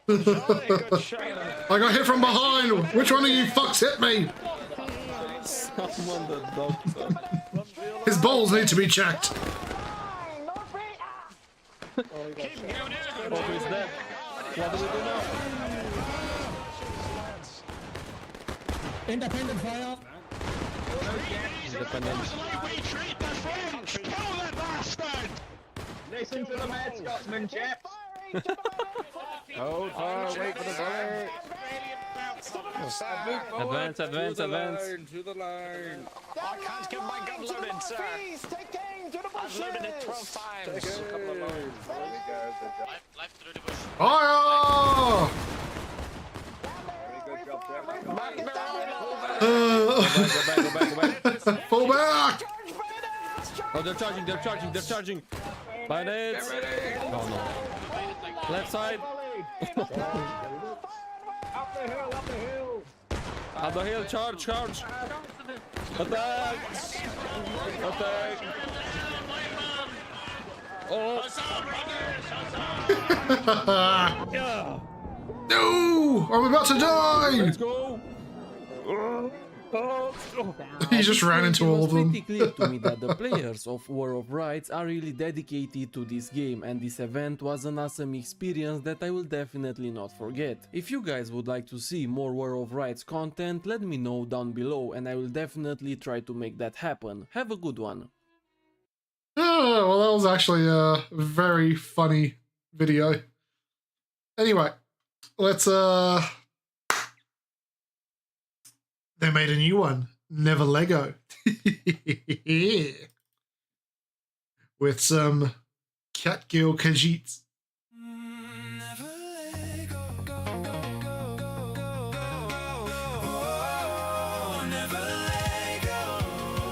Oh! Let me grab her that jabber.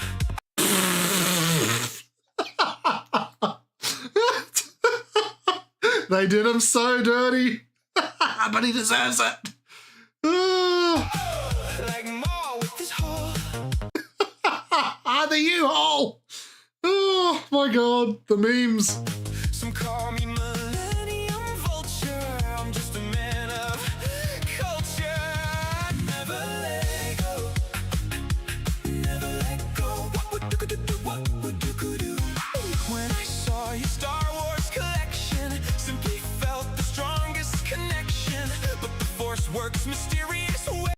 Oh my god, the animators are just crying at this.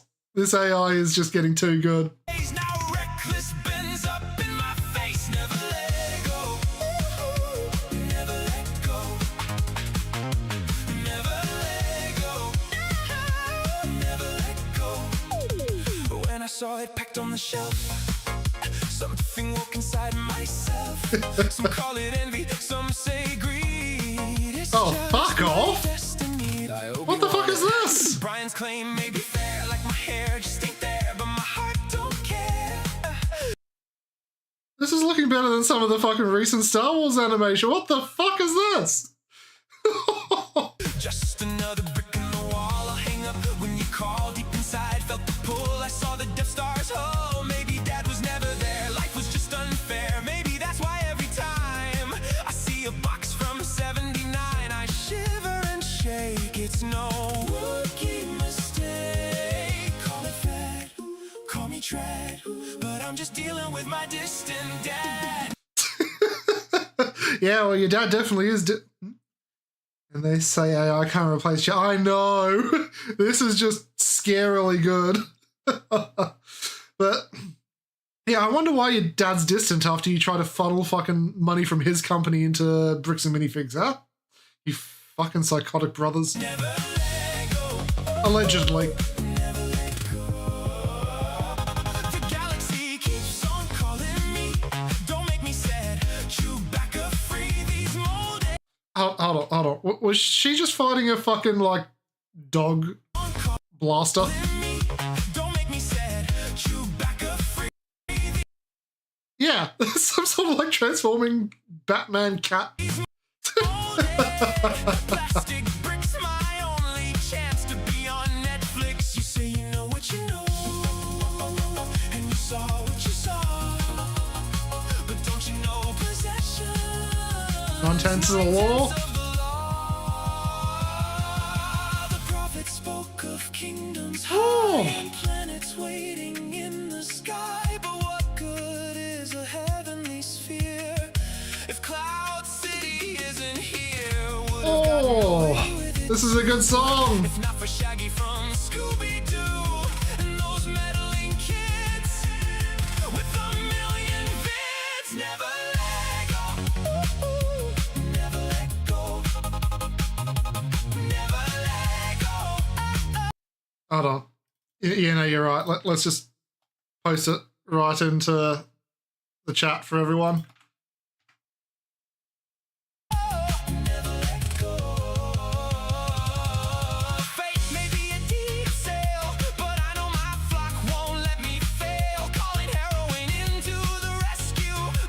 Oh, Jesus Christ, this is good.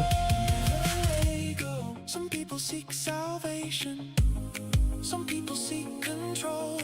I just want your time. Now all the cat skills have them. I never had much growing up. Dad was always gone, so when I saw your interceptor, it felt like my Eldorado. Some $100,000 worth of Star Wars brick by brick. Some people saw a crime scene. For me, it's one cool trick. Okay, hold on. I know Sky Browse is on Spotify. Is this in fucking Spotify? I need to know. Spotify. You are going in my playlist right now. This is fucking good.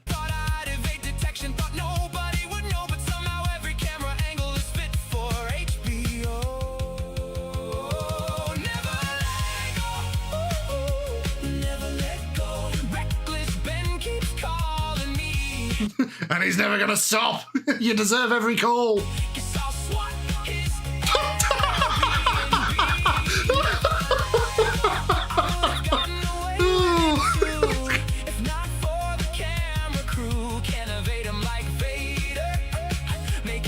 Fix it later, earning every single hater, including my creator.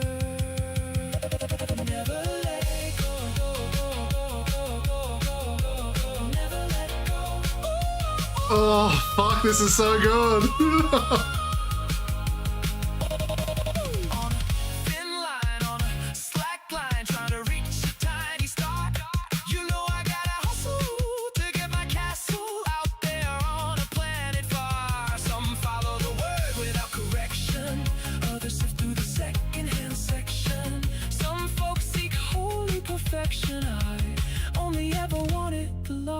Lego Star Wars collection. Never let go. Never let go. Oh, you really cooked this time, Sky Browse. Holy fuck.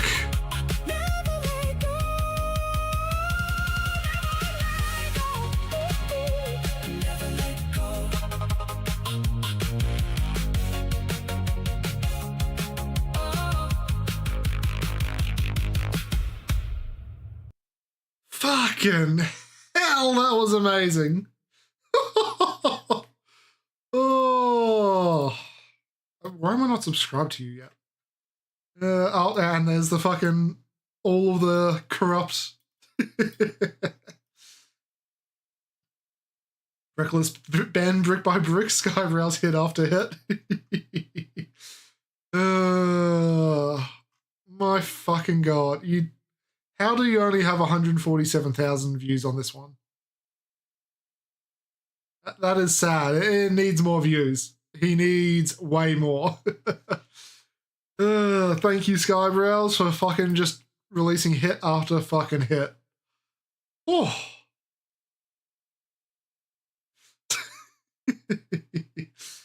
Now, we reacted to a Rat Grave video last week.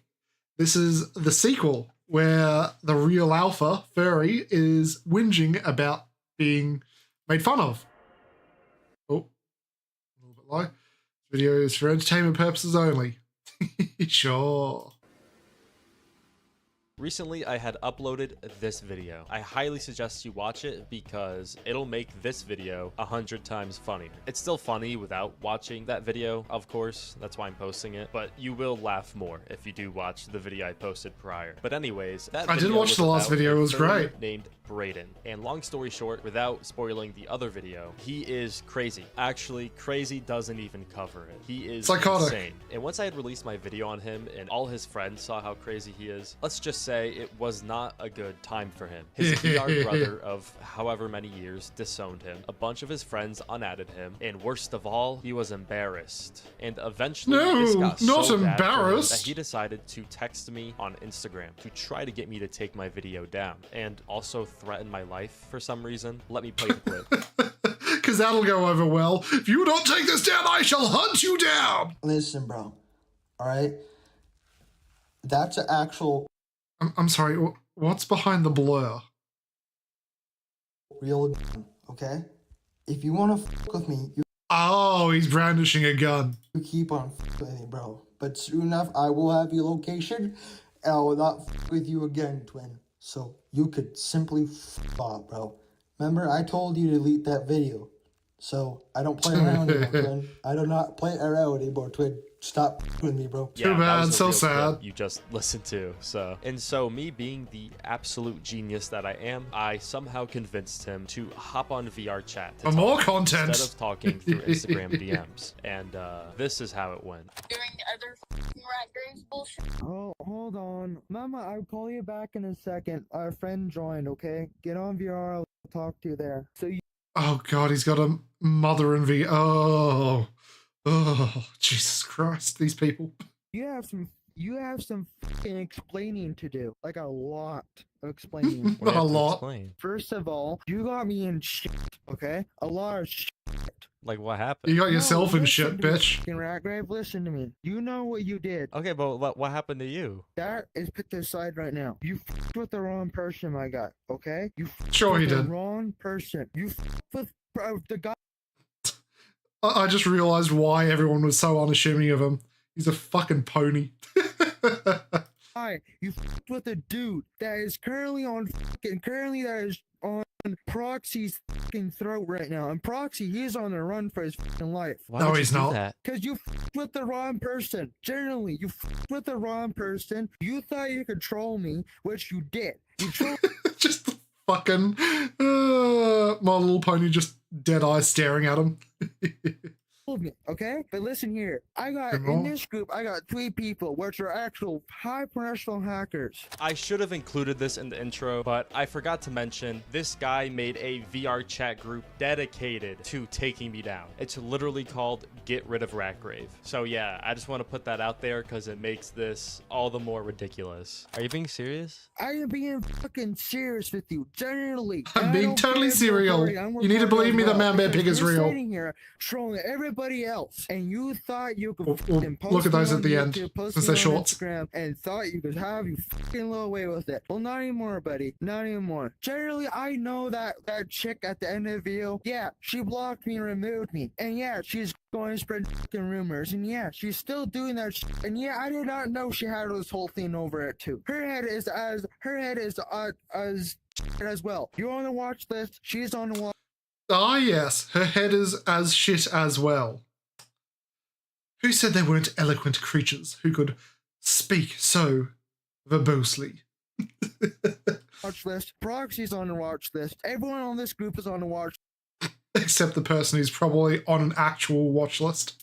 Everything. Your VRC name, your VRC account data, stuff is on this group and my Discord server linked to pretty much everything that you did. Everybody knows about it, man. My whole friend group knows about it. So you f***ed with the wrong person. And guess I do gotta know though, why does your left eye, sorry, your right eye keep winking? She's got a drawing. One of my VRC mothers. She's 25, and she knows how to deal with trolls like you. She's not gonna do anything. No, bro, you f***ed with the wrong person. Don't pull that shit on me. But listen, Ratgrave, listen, bro. Wait, who just joined? Because I invited Oh, that's you his so mummy. me can f***ing talk to you. Yeah. Because I got pretty much everything of you. And she's gone. She blocked me immediately. She has you blocked, alright? So she's not gonna talk to me like you just said. No, because she has you blocked, but I'll try to figure something out. But listen, So what the fuck was the point of her coming then? Honestly. Emotional support? No, I couldn't figure out the rigging at all. I said about the police-wise, they're investigating you. The RCMP, the Royal Canadian Police, are investigating you. Your country, USA-wise, they're investigating you. The whole fucking police academy, everyone else is fucking investigating. The police academy is investigating you. You know what? You need to learn how to investigate someone. Hunt down this random person. Go, cadets. In you, bro. What are they gonna do to me? That's not funny, dude, to do this to people. Well, Spit it's roaster. not funny to fucking troll. It's not funny to troll. It's not funny to post videos of people. It actually is funny. That's why I do it. And it's great content too, Ratgrave. Still, you think you can fucking bully me into this shit, bro? Seriously? You're bullying me right now. Nah, bro. No. You think it's fucking funny that you guys sit there? Wait. And I saw that in the mirror. Who fucking joined? Or did the mama unblock him? record people. They don't know that. Whole half of fake fucking people in this game already left because of your ass. Left because Half the game left, really. of proxies ass. Everyone will not come back on. That one guy in that one video they recorded him that smashed his fucking headset because of your ass. That guy that fucking hurt his dad and shit. Do you have any idea? Oh, hello. The VR mating set. I beg your pardon? What the fuck is that? Well, that's for next time, I guess. Yeah, he broke his fucking headset because of you. He was tired of it, man. I'm tired of it too. But it's like their fault for getting mad. No, bro, it's not. It is their It's fault. your fault for getting fucking and stuff. Yeah, and she people unblocked him. did a lot of shit. People come in this game to live. People come in this game to relax and chill and hang with friends, not be controlled by people all day. And you know what you want to fucking... I gotta make sure my tits are rigged properly before I start engaging with the furry hater. These people. And I use the term people loosely. Do you want to come on here like Proxy and everyone else and make fun of us, huh? You think you're fucking so cool and so fucking funny? We lost about 45 people. Almost half of the fucking VRC community committed suicide because people are so tired of being trolled by you. So I killed all those furries? No, bro, listen. Some of the people did like that. And then people like you and other people. So first it was half, and then some, and now it's just a nebulous they might have. Bullshit. People like this fucking Proxy now and that are getting fucking taken down soon. Your account and everybody else. So far in this group, we made 3 arrests so far. What? 3 arrests so far. Yeah. Random people that have nothing to do with anything. Listen, buddy. That video I saw. You said, "Oh, let me see if I can camouflage an alpha." You fucking talking to a real alpha right here. So keep that.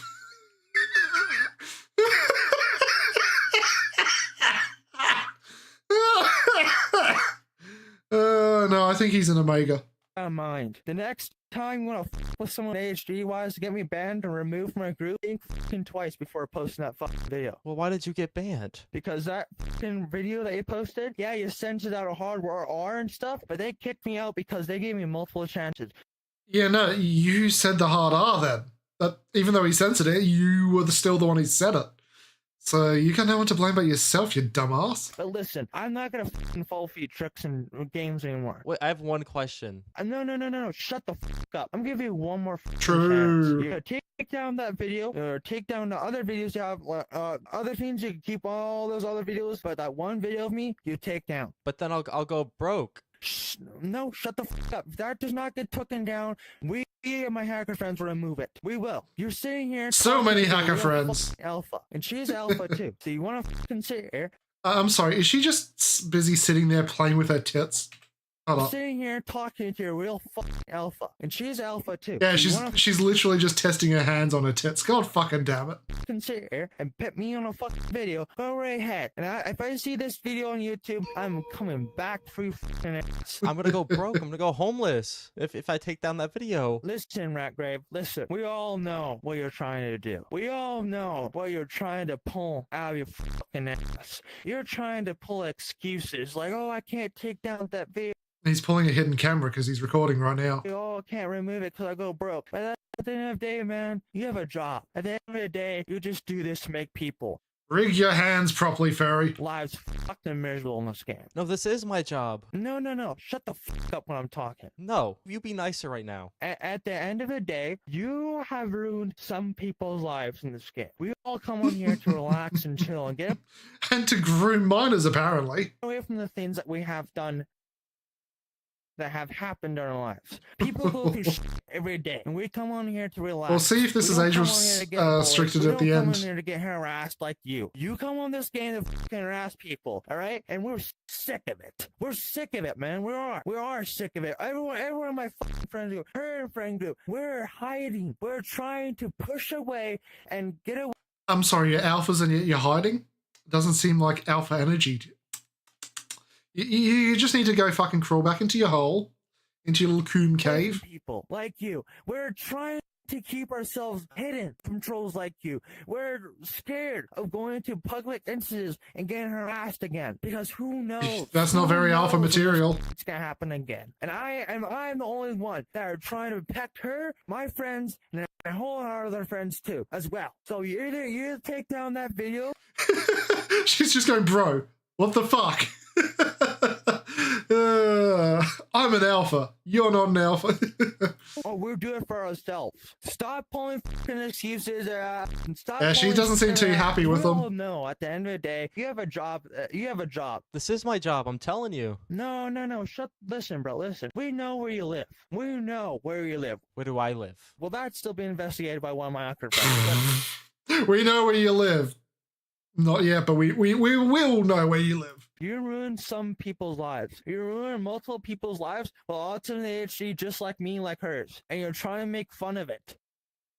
And you know what? Yeah, you're working for it, bro. You're working it because some days people are still bullying us because of our fucking disabilities. We go on this game to relax and chill after a whole fucking and day. to say slurs and groom kids, apparently. Games, then you can get the fuck out of our lives. I didn't make fun of your disability, though. I didn't want. Bro, listen, I had to change my username 4 or 5 fucking times. Yeah, when I first watched your video, and you know what? Kind of hit me in the heart a little bit. Yeah, I did see that you kind of cared, but still, you followed me for 2 fucking whole weeks, man. I just want to keep that fucking straight with you. All right.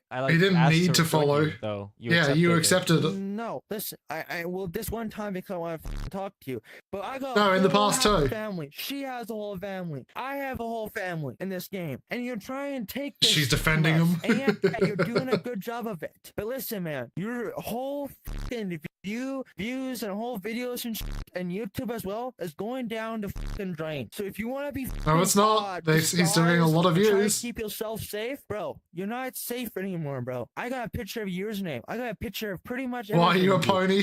So you want to keep fucking around. Just remember, I have everything of you. I told you. Well, you just said you don't. Well, of your account. Oh yeah, no, these people are using fucking mental disorders as a crutch to do bad actions.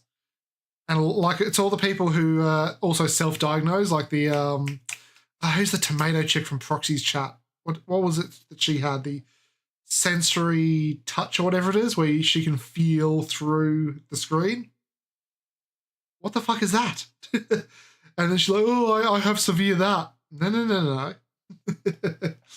But not in IRL wise. But remember, man, we have basic knowledge, and you want to go in here and control us like you want to fucking control us, man? No, bro. Nah. Try again, bro. Wake up, bro. It's fucking 2026. Wake the fuck up. Bro. It's current year. You can't be mean to furries. If there's about something about me and about anything else, you could get the fuck out of this instance. No. I only posted what you said and did. You know, like you did all that stuff, and I posted it online. So why are you mad at me? Because I'm losing friends because of that video. I'm losing friends. Because they're seeing I'm an absolute psychopath. Friends are constantly making fun of me because of good video. And yeah, her friends are not. My friends, I'm getting more and more new friends every day. And yes, I have to be very quiet about that video. And yes, I have to keep that video hidden because a lot of people ask me about that fucking video. A lot of people come up to me and ask me videos and shit about you posted about me. So you know what, bro? Generally, have a nice fucking day, okay? So do you not want to be a better person? Make fun of them harder. Don't like you for what I showed in that video of you doing? Let me explain, bro. Because back then, yes, that video you had recorded me, yeah, I did stupid shit. That was like 3 weeks ago. I couldn't explain to my friends about it because when I tried to explain to them, they blocked me, instantly removed me. Because you said the N-word. Medications, which was making me do some my medications. For like 2 weeks. I don't think it's that long of a withdrawal. I act completely fucking normal. She could even tell you that I act normal. She blocked him again. Oh, wait. Oh, no, there she is. Is that true? I don't know. Yeah, But I'm not gonna tell anything else about it because I don't want her getting her ass in fucking trouble either. I don't want my ass getting in trouble either. So just Yeah, you tell him, Alpha. Let's not make God damn all it. these things that we forget. Every day is a fucking hard day. Every night we can't sleep. Every day we try to do everything we can do and keep this in mind. You want to live your life? Live it the way it is, but don't fucking destroy it. Past is past. Time is no. Shut the fuck up. Past is past. Time is time. Future is future. We don't depend on it, but keep on fucking moving. You could get the. So you say the N-word and just expect to move past it? Hmm? No. Got my instance. What? What? I know. What the? He's so edgy. Oh, okay. What the? What the fuck just happened?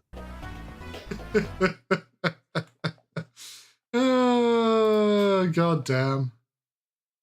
Remember, the whole time that guy's talking and threatening a My Little Pony.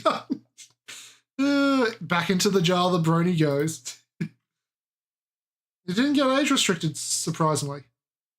Nice. Okay. What next should we load up?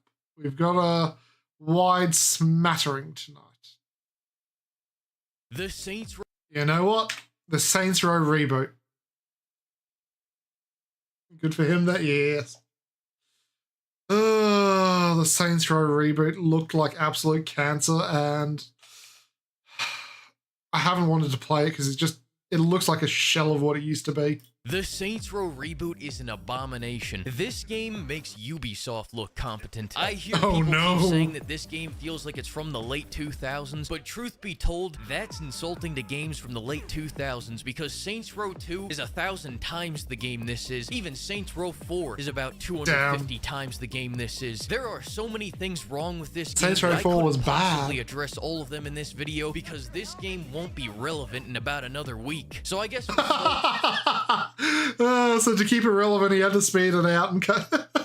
Damn it, Fleek. With the combat, Volition decided to take the if it ain't broke, break it approach with this one. This game said fun? No.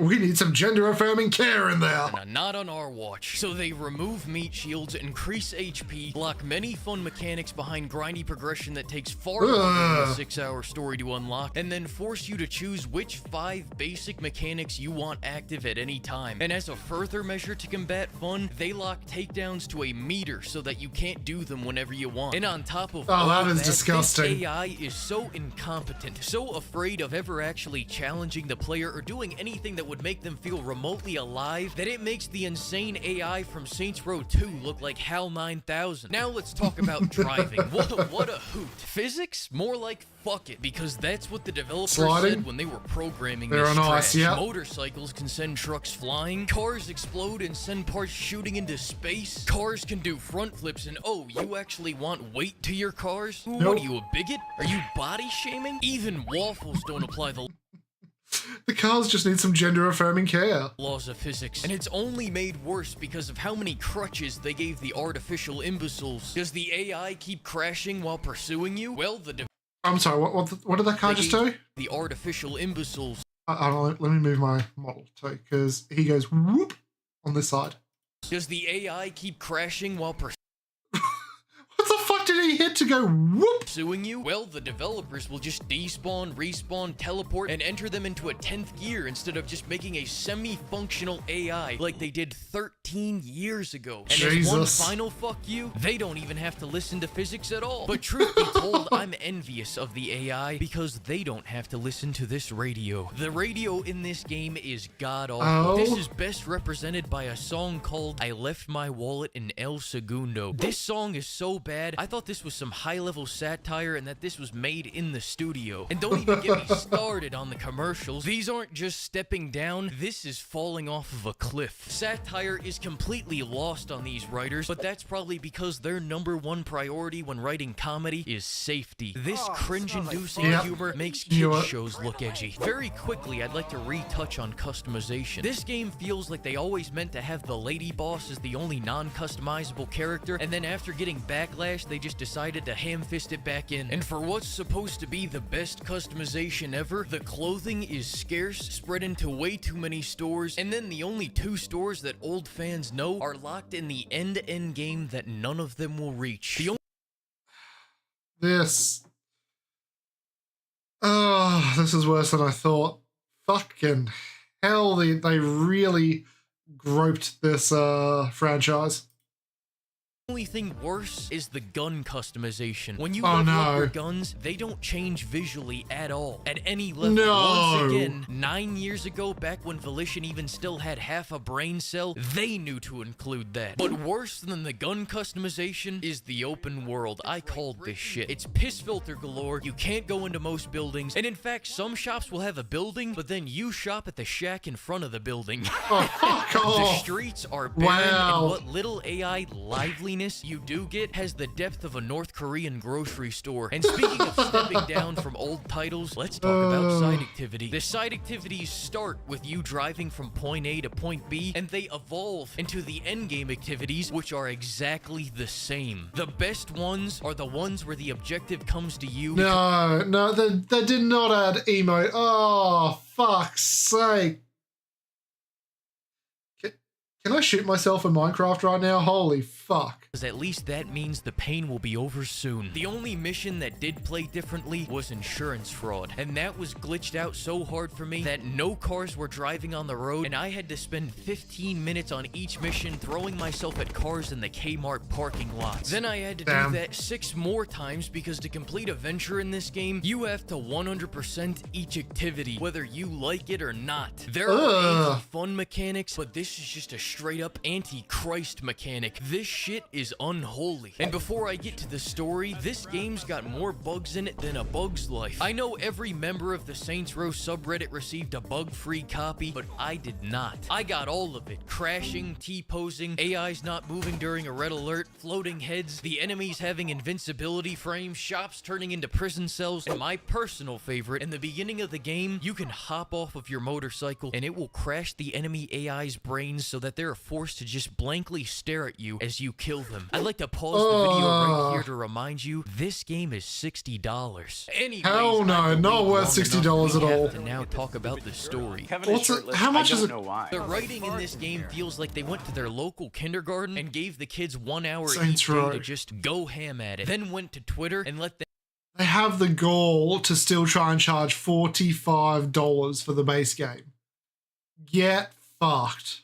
And proofread it to remove anything that may be remotely offensive or creative. And for some reason, I can't put my finger on it, I just can't pay as much attention to this character as I can to this one. I mean, this one I'm at attention, but then this one I'm spacing out. I don't know what it is. Anytime the writing steps out of the constant cliches, It's the thick glasses and the fucking massive furrowed brow. you get situations like this right here. One mission, it's, we do this for the people, the saints are everyone. And then 2 missions later, you're blowing up countless civilians outside a mall. These characters are the definition of cliche hypocrites that say they believe one thing, then do the complete opposite, with not a hint of satire that would signify that this was actually intentional. Also, because the main story is only 6 hours, everything feels rushed. There's no build up to kill antagonists, it just suddenly happens. In fact, they don't even build up most of the antagonist leaders. I have no clue who he's killing right now. You get to see none of what your actions do to the other factions. You don't even get to officially destroy any faction, and they don't give any hard-hitting reason that legitimately motivates the player and makes the kill feel satisfying in the end. But hey, maybe they just saved all that for the DLC, right? The only character I can relate to in this game is the guy that walked head-on into a train, because that's what I want to do every time I hear the cast make any joke. Twitter people try to say that this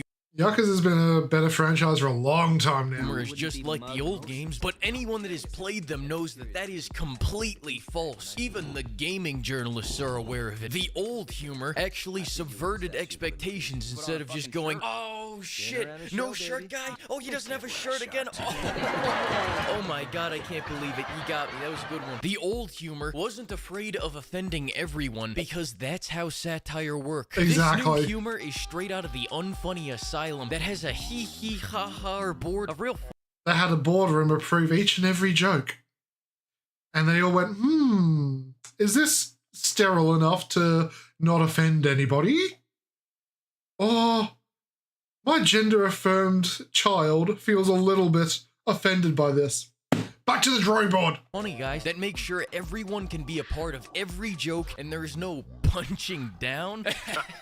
It doesn't sound right. These jokes would barely offend a nun, and as a result, this is the end product. No, they would offend a nun with how bad they are. You can expect. I never miss nacho night. I'm in line for nachos right now. I really wanted those nachos. Just wanted some damn nachos. Oh, God. Thank God How it's about those nachos? fuck. Now, finally, let's talk about the ending. But hang on one second. Hey, Siri, remind me. I called this shit. This is arguably the best part about this game, but definitely not because it's good. And you know what? For the hell of it, somebody asked me to rewrite the ending because of how bad it is, so this next Fleekazoid Deluxe cut goes out to that guy. Roll it. Volition, Nice. you piece of shit.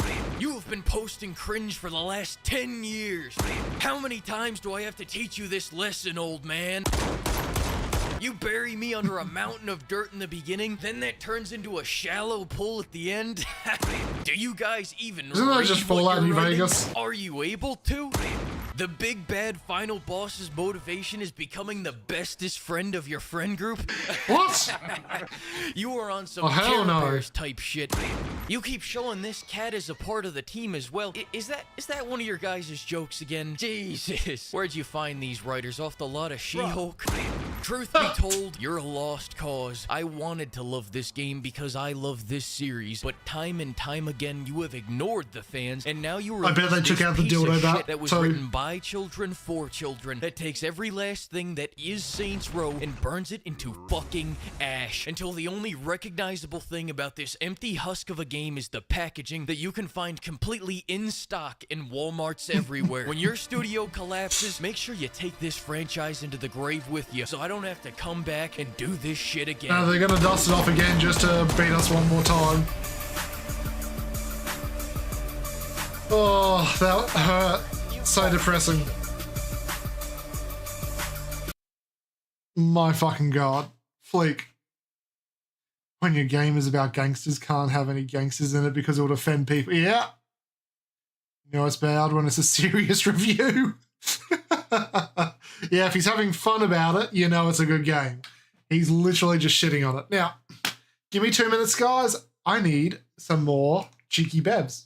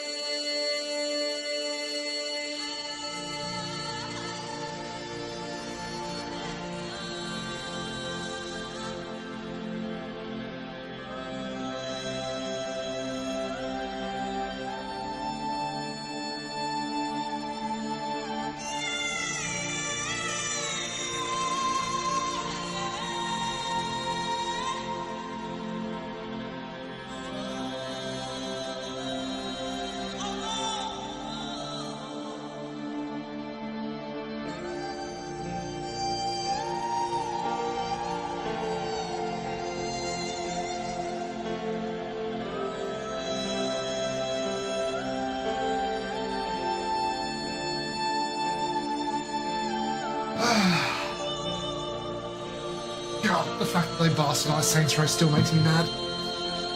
And I'm not looking forward to Fable. That was one of my favorite fucking games too. These woke devs are just ruining everything we love.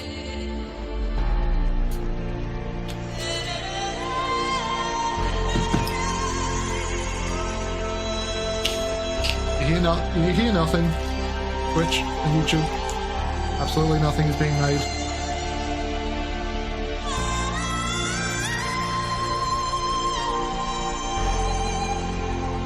Totally not Kraken being mixed with spiced pineapple. Okay. We are back.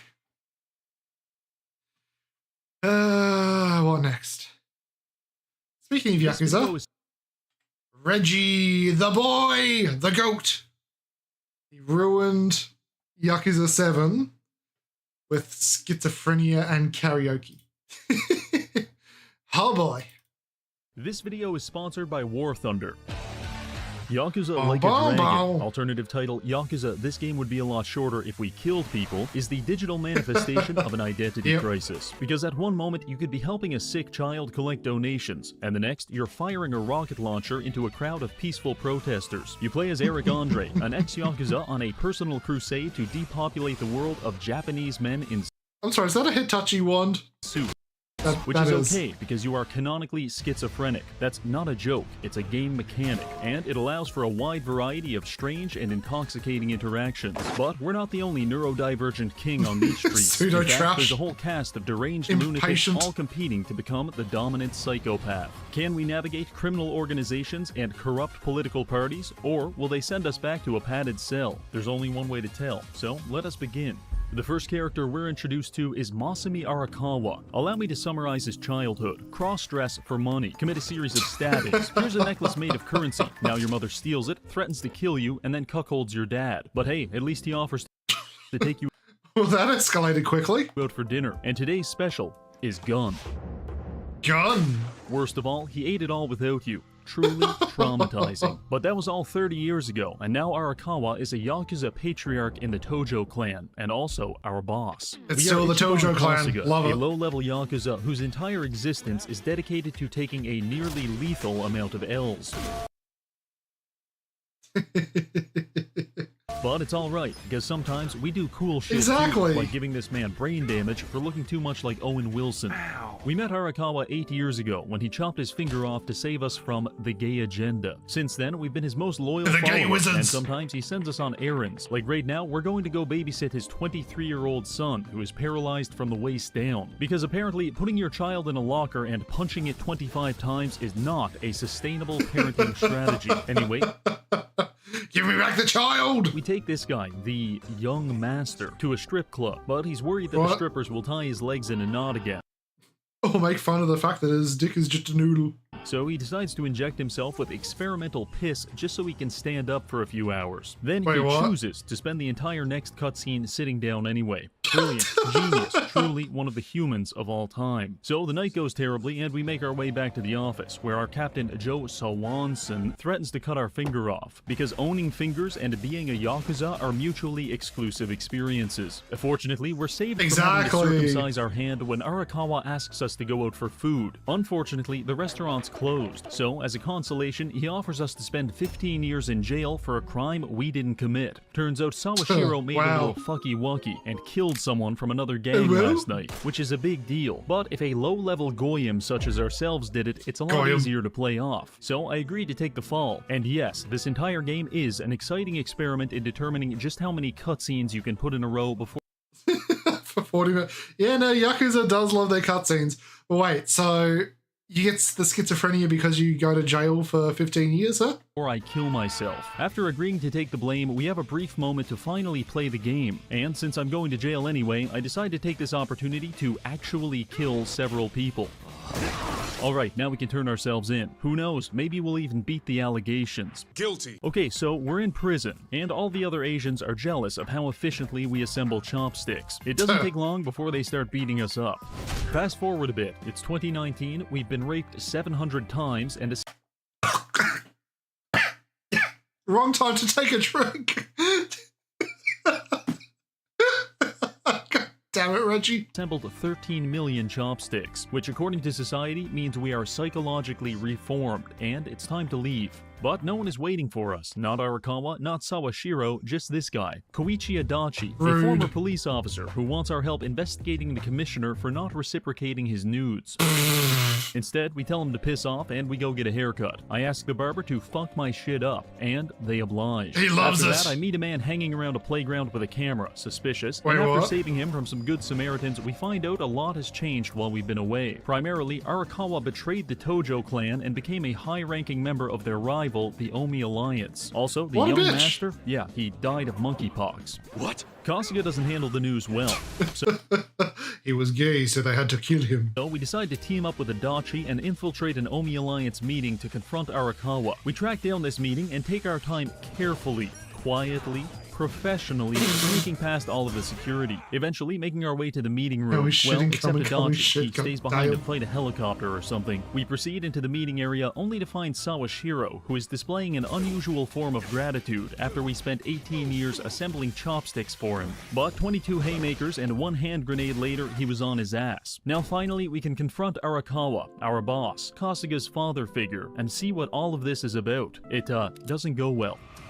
Oh. We regain consciousness in a pile of garbage, which is a humbling wake-up call usually reserved for members of the crystal meth community. But I guess we should be grateful to be alive. This man, this hobo, if you will, he performed surgery on you, professionally. Saved our life. His name is Namba, and he's homeless, which means he does quirky things like breathing on women and pushing people into traffic. But he's also a nice guy and explains a few things to us. First of all, we're in a different city now. We started in Tokyo, but we're currently in Yokohama, which is controlled by the Ijin 3, a collection of Chinese, Korean, and Japanese mafias. Think of it like Neapolitan ice cream, but with racism. Asians. And while a confectionery made out of Asian men wasn't on my 2024 wish list, it's at least working in our favor, because these factions are reluctantly cooperating with each other to keep the Omi Alliance out of the city. Since we've got nothing else to do, we set out to learn the art of making money from a man who has no money. We start by scavenging coins, but that's cringe, Namba. The real man recycles, because here in Japan, recycling is a matter of life and death. You get this shitty little bicycle and go around town collecting cans. Ooh, however, you're not the only fun. crackhead trying to make a buck. Kill the competition. Now, steal all of their cans and flee the scene. Just watch out for the garbage trucks. We can then exchange our recyclables for very terrible items and a handful of cockroaches. This minigame is kind of not worth it, but if for some reason you feel a deep emotional need to get an S on every level, then congratulations, you're now a Yakuza fan. After that, we head back to our garbage house just in time to be extorted by Zheng, a member of the Liumang Mafia. For my fellow Guailos, that's Chinese. I am a courageous man, so I hide in a cardboard box, but that doesn't work so well. Hey, how's it going? And after being discovered, I decide to partake in a classic Japanese pastime, exacerbating racial tensions. Namba starts by using pigeons to literally eat this man alive, while we target Zheng and spam our only ability, brain damage. After physically annihilating these guys, I make sure to shit-talk them until they're on the verge of tears. Do you ever shut the fuck up? Eventually, they leave, and we find a counterfeit bill in my pocket. I don't know where it came from, but someone must have put it there after I was shot. Foreshadowing is a narrative device. After all that, we head to Hello Work to try and find a job. Unfortunately, not many places are hiring convicted murderers, so we're shit out of luck. Homeless. To make matters even worse, this alcoholic guy keeps calling us losers, so we beat him to death. Impressed by how effectively we just broke that man's jaw, the manager of Hello Work decides to give us a chance, and he sets us up with a job at a local brothel. I was hoping this would be the start of a sex work minigame, but instead we spent the entire next cutscene cleaning cum out of all of the bedrooms. And just as I'm about to eat one of the tissues, we get interrupted by a bunch of incels. This is Bleach Japan. They like to protest cool things like being poor and getting your dick sucked at a brothel. Anyway, we scare them off with a bucket of semen, but that's not the last we'll be seeing of them. Foreshadowing is a narrative. The owner of the brothel was thankful for all of our hard work, so she offered to let us live in one of her spare rooms. Finally, a good night's rest. This thing is $300. Just lube it up.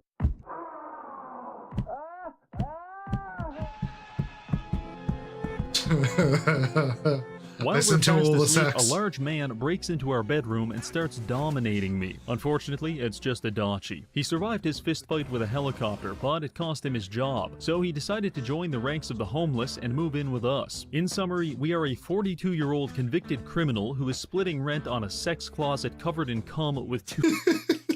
Sega's diabolical with the Yakuza. Sega's just diabolical at all with the Yakuza franchise. Whoever the fuck cooked with these games is just a genius. And please do not stop, ever. Covered in cum with two homeless guys. This realization was enough cum-crust suit to trigger what is called first episode psychosis. Basically, Kasuga can't cope with reality anymore, so he starts hallucinating the world around him. That's not a baseball bat stuck in the ground. That's an enchanted weapon that can only be wielded by the chosen one. And I'm not using it to beat up a group of innocent salarymen. I'm using it to defend the city from anomalous creatures of the night. Namba and Adachi aren't psychosis maxing like we are, but they're surprisingly supportive of it. Takes a certain kind of crazy to want to be a hero anyway. Now finally, with a roof over our heads and an untreated mental disorder, we can engage in the real Yakuza gameplay. Sub-stories. Small self-contained quests where you come to realize you're actually one of the more normal people in the city. There's a total of 52, so let's go through a few Only real quick. 52? First things first, encounter a man being robbed for his baby formula. That's unusual, I thought to myself as I beat his attacker into a coma. Time to investigate. Holy It's shit, cocaine. we just Oh, stumbled the upon a adult Yakuza baby gang. And the ABDLs. No! Not in this one too! After fucking Kiwami 2, I thought we were done with them! And they're not too happy with us.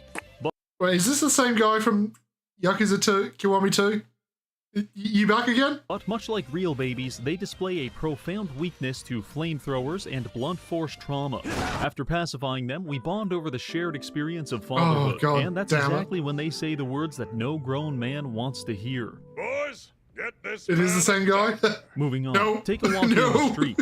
Adachi picks up a flyer from an escort company that says the first call gets free service. He calls very fast. But instead of a woman of the night, we get a large black man from the rooftops. This is Gary Buster Holmes, and he's one of many pound mates you can call for backup whenever he's about to stretch that hole. You're in a fight. Honestly, way better than a prostitute. Next quest. Walk over this bridge. Find a stupid crab thing. Let's see if I can hit that lamppost.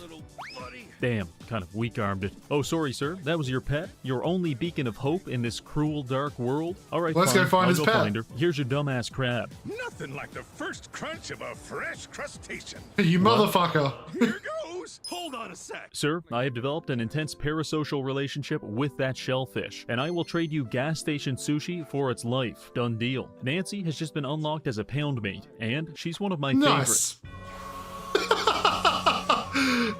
The Dark Souls boss of On to the death! next one. Go to a soup kitchen. Beat up the clientele for XP. This homeless guy wants our help getting laid. First step, get a job, you filthy man. Okay, and do not Cosby them.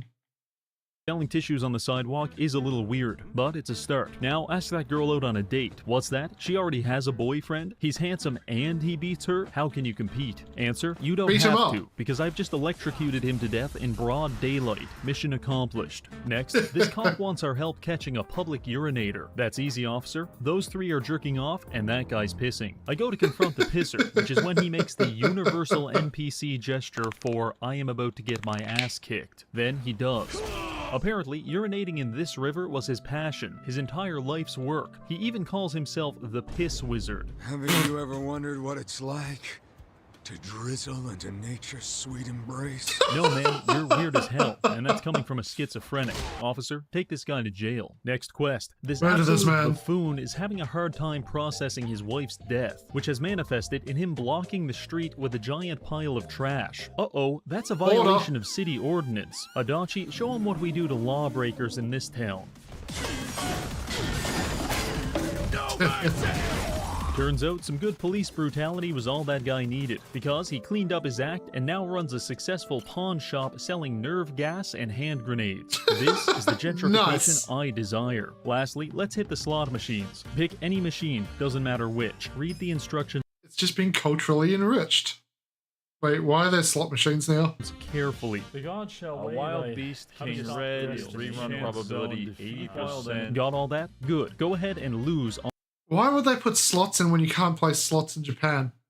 Put fucking pachinko in. all of your money. Now that we are thoroughly impoverished, we have the financial incentive to accept a sponsorship. This video is sponsored by War Thunder, the most complete vehicle combat game ever made. Take command of over 2,500 tanks, planes, helicopters, and ships from 10 major nations, and immerse Lee, yourself ton of in the classified world info- of War Thunder, where realistic graphics, authentic I love sound the player effects, and base of, extreme attention to World of detail bring Tanks. to life the vivid experience of the battlefield. love So go leaking. ahead and join over Sorry, 70 War Thunder. million players in epic That's it, War PvP Thunder. battles. I'm serious. Everyone is playing this game, and everyone has been playing this game. In fact, modern scholars have North Korea is busy sitting on the game waiting for more leaks to drop. performed computed tomography scans of the Sistine Chapel and found that Michelangelo himself was dive-bombing enemy artillery while painting the creation of Adam. What makes War Thunder so good? Well, first of all, it doesn't have health bars like all those other baby games. It uses sophisticated damage systems where each vehicle is intricately and meticulously modeled down to its individual components, like engines, fuel tanks, and weapon systems. systems. We have devoted millions of dollars and countless scientists to developing such complex damage models. There is a dark timeline where humanity has already cured the common cold but hasn't developed War Thunder, and that is a reality I cannot endorse. Because we War must Thunder destroy has a that game mode for every timeline. type of player. Want a quick game of shooting your friends? Play arcade. Looking for a hyper-realistic experience to tell your therapist about? Play the realism mode. But regardless of which you choose, you'll find the game to be very like you can afford that in this economy. Very well optimized. So what are you waiting for? Play War Thunder for free on PC, PlayStation, or Xbox. Who doesn't love an insta-kill? If you use the link in the pinned comment, you'll get a massive bonus pack of free stuff, including the Eagle of Valor, 100,000 silver, and 7 days premium access. Thank you, War Thunder. Now back to the video. We head back to Hello Work to get another job, making sure to beat up everyone else to receive faster service. Once inside, the manager takes one hard look at us and says, with conviction, male bathhouse. Not what I was hoping for, but when you're this poor, you can't afford to be picky. Male bathhouse. You've been gaped in prison before, so go gape yourself some more. So we started making our way there. On the way, we are ambushed by a violent and sexually deranged man. With each gyration of his hips, I could feel my entire bloodline being dishonored. I knew this man had to die. He must battle die. started with him performing a joyful jig, which made us more susceptible to venereal diseases. That's strange, I thought to myself, but his plan soon became clear after he started attacking me with his ass. That's when the baseball bat came out. The Eventually, monkeypox. we managed to beat this sex criminal into submission, and just in time for some kind of motorcycle accident scientist to stumble onto the scene. Turns out he's a taxonomist, and he has taken it upon himself to classify the mentally ill into a structural hierarchy in order to protect society. Jesus. That sounds promising, so I follow him back to his laboratory, where he displays all the signs of a normal man, such as having a wall covered in non-consensual female photography. The professor explains that these people, these creatures, are a threat to world peace, which he calls Sujiman. He wants to study them, collect Sujiman. data on their habitat and weaknesses, but every time he tries to do this, he gets the ever-living shit beaten out of him, which actually explains a lot. So he asks for our help. All we need to do is track down and physically annihilate the mentally disturbed, then scan them with this Sujidex to gather the 3 digits on the back of their credit card. I agree to help, which is when the professor Bold of you to assume the homeless have the credit cards. Oh, wait. Yeah, no, that puts them in more debt. Professor pulls out 3 men in differently colored suits and tells us to pick a starter Sujimon. I do not recommend naming them, because he makes you murder all of them immediately afterwards. Once that's done, the professor musters one last-ditch attempt to incite a lawsuit by staring straight into the camera and telling us this. You gotta dispatch 'em all! Then you'll be the next Sujimon master! Thank you, Professor. Gotta catch them all. Anyway, back to the main story. We head over to the bathhouse and meet our new employer, a man named Nonomiya. A lot of dialogue happens here, but let me tell you, the sexual tension goes crazy. Long story short, our job is to investigate one of Nonomiya's employees, Nanaha, and find out why she's constantly missing work. But before we can do that, I have to deal with another protest from Bleach Japan. The cum group. Use violence to crush the voices of the people. He's Yes. obviously living in the past. You gay bitch. After that, they were in shambles. We decide to search for Nanaha at a local cafe. On the way there, I assault a gang of metrosexuals before arriving at the cafe and finding Nanaha meeting with a strange man. This is where we activate the ability Essence of Eavesdropping. From what I gather, Nanaha's father is in a nursing home. This guy is asking her for 5 million yen to perform some kind of sex change operation on her old man, and he won't let her visit until she pays. Something is strange about all of this, but I can't quite put a finger on it. So we decide to investigate further by using our connections at Hello Work to infiltrate the nursing home. At first, everything seems normal, a peaceful facility with plenty of dementia patients. However, we accidentally stumble upon an old lady being executed. What? And I thought that was kind of strange. Turns out this entire place is being run by the Seiryu clan. They take in old people and tell their family that they need expensive surgery. If the family pays, Grandma survives. But if they don't pay, the Yakuza fucking kill her. Oh, Holy and Nanaha's fuck. dad has about 1 day left before his surgeon accidentally mistakes a loaded handgun for a scalpel. So we need to save him fast. We beeline. What is this, a Uyghur detention facility where they're harvesting the organs? Oh, I should not have said that. That's gonna get the channel nuked. Fuck it, that's in the ethos. Find it to the nursing home, briefly getting ambushed by a gang of ambulatory garbage bags. After taking out the trash, we steal an ID card and rush into the operating room just in time to beat the surgeon to death. Ah, you're back for more. Hey, what was that drug you were about to inject him with? It was cum. Not the cum! Fucking shit. Well, that confirms it. This place is killing the elderly and stealing their social security checks. But apparently, it's okay, because massive dickhead Tatsuga of the Seiryu clan says he's doing society a favor. Not to be contrarian, but I disagree. I shall join Ben! Must hide with Ben. Ben. No mercy!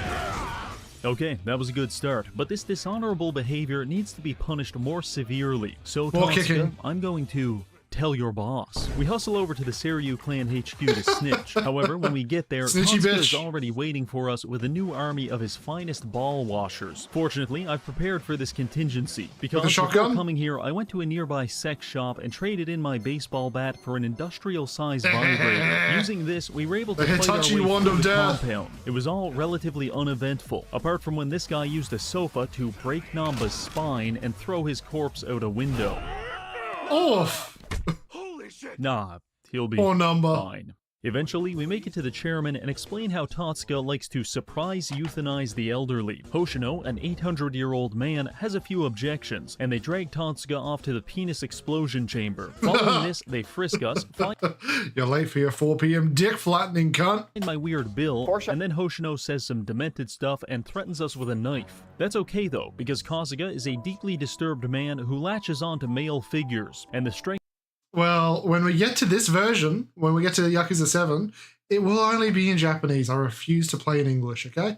of our latching is We shall directly see. proportional to each character's willingness to Might dominate take 6 us. months at So least. we like this guy. With all of that taken care of, we head back to the bathhouse to collect our payment from Nonomiya. But much to my shock, he spent all of our money on Halloween costumes. Whoa, I'm sorry, that was Jesus. silly. He's dead. While attending Nonomiya's funeral, we encounter Nanoha's twin, Saiko. She used to work for Nonomiya, and she was on the phone with him just before his death. I'm over here stroking my dick. I got lotion on my dick. To summarize, we're pretty sure a bunch of Chinese guys killed him at the request of their boss, Mabuchi. At this point, despite only knowing him for like a week, we collectively decide to avenge Holy Nomiya's war! death. But first, alcohol.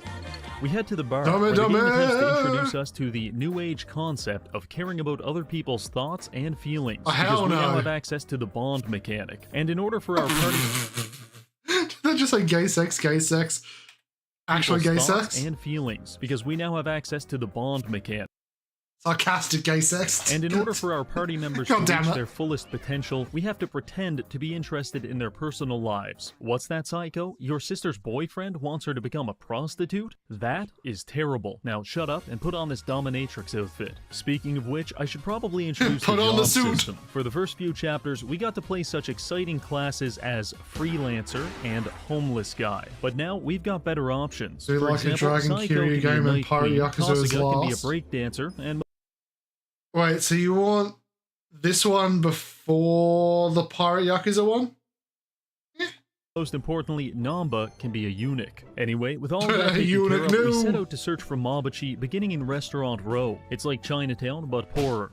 We focus our efforts on this club, and Psycho gets us in by pretending to be an escort. In hindsight, I spend a lot of time hanging around sex workers, but not having sex with them, which means I'm Bullshit. either a really chill guy or homosexual. Regardless, we get inside and find Okay, nos los dos. Zheng, who wants to fight us for the right to lick Psycho's armpit. Obviously, that is a concession I cannot make. So I call in a favor from a friend who emits a brain-melting frequency and incapacitates No! You do not get him as a boss weapon. No!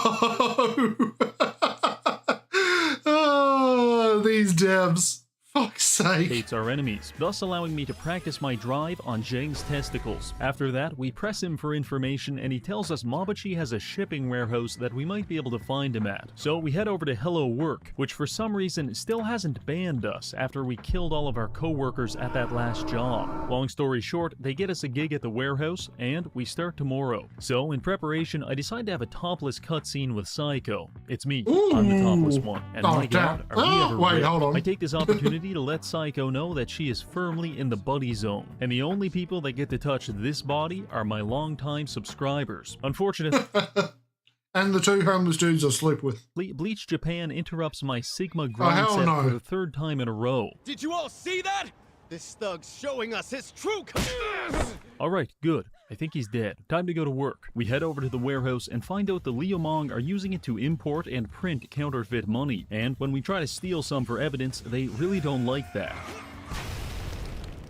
We awake 5 hours later in what appears to be an Amazon break room. And much like an Amazon break room, we are chained to the ceiling and stabbed for not meeting productivity quotas. This man forcing me to suck his fingers? Yeah, that's Mabuchi. He admits to going behind his boss's back to kill Nonomiya and lure us into his territory. Now he's going to frame us as members of the Seiryu clan and use our transgressions to justify a turf war. It's not looking good, but just as Adachi is about to experience a traditional Birmingham hello, this Korean guy saves him and lets us out of our restraints before running away. I don't know why he did that, but I do know I'm going to headbutt this minimum wage employee until one of us is dead. Start some race tensions. We began our escape, which involved us killing an entire ecosystem of deranged sewer people. It went a little like this.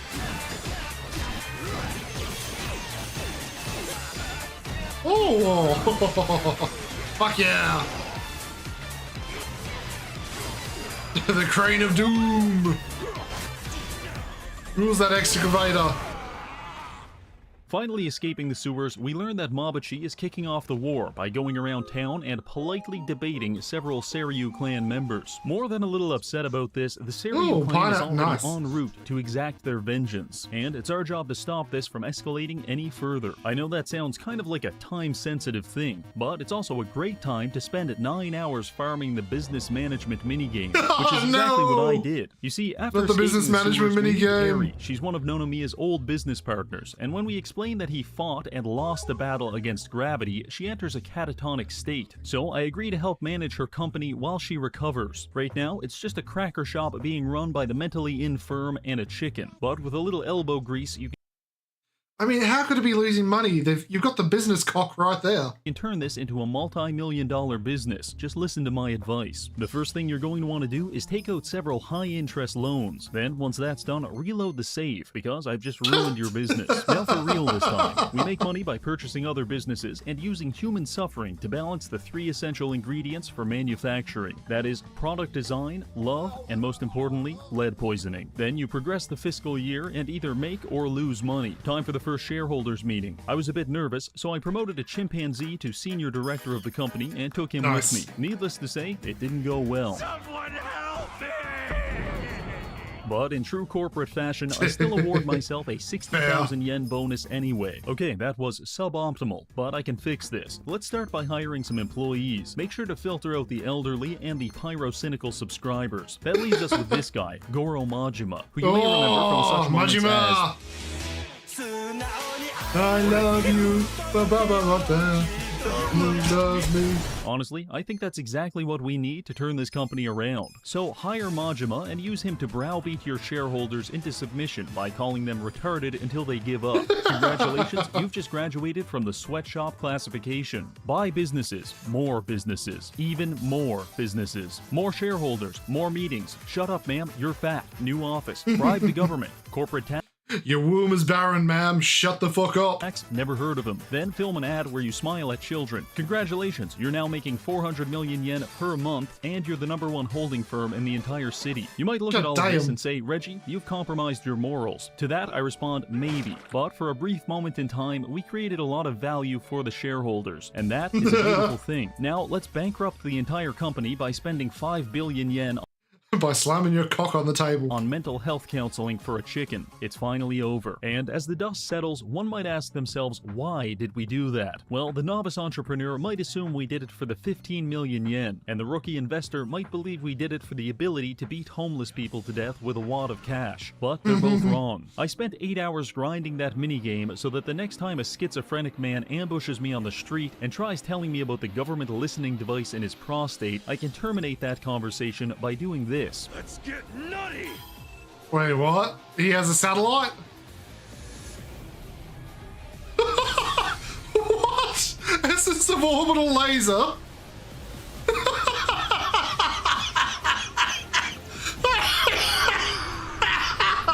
Alright, Right, where was I? Oh yes, the turf war. We head to the Liamon HQ where we meet their leader, Zhao. This guy is Mabachi's boss, and if your first impression of him is, wow, this character... So, he became rich enough and partnered with Elon Musk, huh? Fucking damn it. These devs, guys. Oh. Fuck's sake. Character design is giving me cancer. Then I'd have to say, welcome to the club. I tell Zhao that he's being deceived by Mabachi and that this war is complete bullshit, but I don't think we convinced him. Luckily, there might be someone else who can. The Koreans. So we head to the Korean district, which is renowned for its exposed electrical lines, unique architecture, and masked men who want to kill you. I cannot imagine how embarrassing it must be to die from this attack. These are members of the breakdance, the Korean Mafia, and after mutilating them with a sledgehammer, participating in a photography minigame, and performing high-level platforming, we finally made it to their leader, who shows us proof of Mabachi being an absolute dickhead. And they also let us in on a little secret. They're the ones counterfeiting money. But that's not all. Turns out Namba isn't actually homeless. He's just been following us to get closer to the Koreans because they kidnapped his brother. I consciously choose not to care about this and decide to help him escape. I mean, how hard can it be? We just have to beat up this K-pop guy.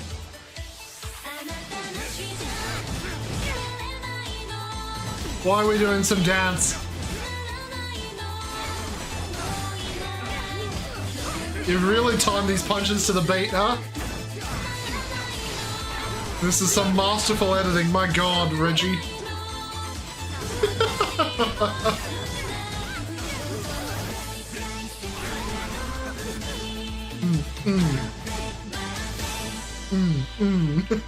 Okay, so Gojo got hands. For my second attempt, I threw about 20... I'm sorry, when you die, you have to pay money to retry? Retry battle, retry with full Ayo? 7.9 million? Fuck off! Gojo got hands. For my second attempt, I threw about 20 sticks of dynamite at him, and that seemed to do the trick. Namba escapes, and we are invited to a meeting to learn about how we're basically single-handedly destroying an entire city by accident. Arriving there, we see the leaders of each gang. Turns out, they're not really at war with each other. Well, except for the all Mabachi printing thing. money. That was real. Long story short, there's a corrupt politician named Ogi Kubo, and not content with his position as the world's greatest raisin impersonator, Ogi Kubo used his political power to pressure the Ijin 3 into becoming cogs in his counterfeiting operation. The Chinese import the paper, the Koreans make the bills, and the Seryu clan do the catering. I don't know, it's not really made clear, but the point is, the Ijin threesome is really an Ijin foursome, and if Ogi Kubo goes down, he's taking everyone with him, which would leave the city vulnerable to invasion by the Omi Alliance. Well, fortunately, it's not like there's some disgruntled homeless man who has the knowledge, motivation, and opportunity to leak this information to the press as a final act of retribution for the kidnapping of... Okay, new objective. Find Namba before the Ijin 3 assassinate him. Luckily for us, there's only one you place he fucking could be hiding, idiot. the Bleach Japan headquarters. We arrive there to find Namba, but also Mabachi. Confused? You should be. I'll explain, but first, I have to get Employee of the Month. Munancho.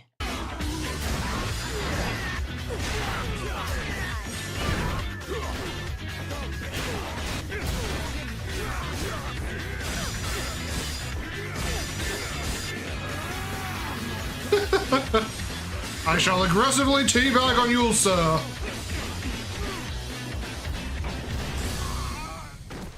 With Mabachi barely clinging on to life, he launches one final attack, Essence of Exposition. It goes like this. Mabachi is working with the Omi Alliance, and he's trying to incite a civil war between the Ijin 3 so that the Omi can invade. But that's not all. The Omi are also colluding with Bleach Japan. This alliance enables them to exert tremendous political pressure by using the fashionable idealism of Bleach Japan to influence public policies, while utilizing the criminal aspects of the Omi to do dirty work behind the scenes. But who organized all of this, and why? One man, Ryo Aoki. What's a Ryo Aoki, I hear you say, as you pensively check your notes? Well, remember the young actor? Yeah. Where's Kiryu? What's a Ryo Aoki, I hear you say, as you pensively check... Mabuchi bad. Ijin 3, where's Kiryu? Bleach? Omi Alliance? Step on me, Sayeko. Please. Your notes? Well, remember the young master? Yeah, he's not dead. Turns out he resented being affiliated with the Yakuza so much that he faked his death, did a little identity theft, moved to America, bought a new lung from some Venezuelan kid, now he can walk, moved back to Japan, and became a very powerful politician. How did he become so powerful? God damn. He used his criminal connections to become governor of Tokyo, talked a bunch of shit about fighting crime, then worked together with his dad, Masami Arakawa, to sell out the Tojo clan to the police while inviting the Omi Alliance to fill the power vacuum. For Aoki's part, his crackdown on the Tojo skyrocketed his popularity, and for Arakawa's cooperation, the Omi awarded him a very high-ranking position as their acting captain, thus cementing Aoki's control over both the political and criminal spheres. Alright class, final question. Why did he do this? This is gonna sound silly, but remember when that stripper rejected him at the start of the game? Yeah. So he did all this because he didn't get his dick wet. What a fucking pussy. Call that a formative moment, because I mean, 3 allied mafias because no one is allowed to be more. now he basically wants to take over Japan so that people will finally think it's a JoJo's reference. I shall never forgive the Japanese! He's cool, and hookers will have to stop bullying him. There's more layers to that, but for the sake of time, Ryo Aoki bad. The only thing stopping Aoki so far has been our decrepit friend Ogi Kubo. He's in the same political party as Aoki, and he's been blocking Aoki's political maneuvers. But with Rat Namba snitching on us and Mabuchi causing a mutiny in Ijincho, Aoki finally has everything he needs to launch a full-scale invasion. In fact, the invasion starts tomorrow. It starts right now, bitch! Wait, there's a part 2? Ooh, we'll have to do that another time. Oh, fucking hell. Why am I not subscribed to Reggie? God damn it. The fact that I can't tell when something is a joke by Reggie or actually happening in the game says that the devs are fucking mad. You should know this at this point.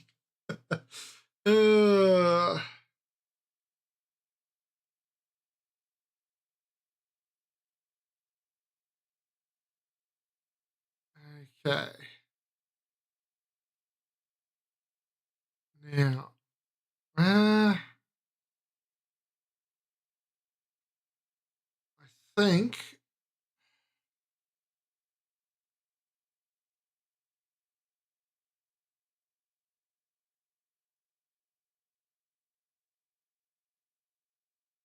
was this the one?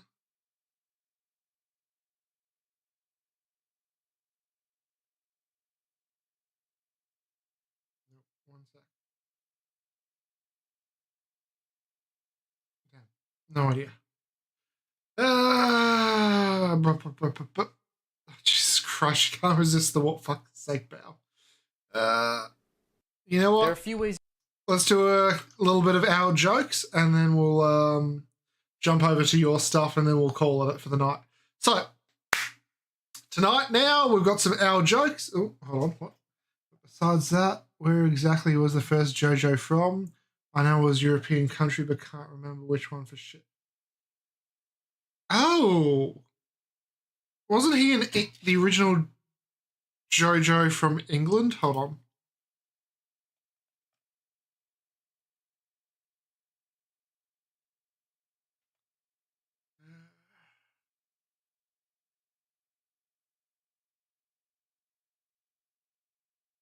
One sec. I'm curious about this. Jonathan Joestar.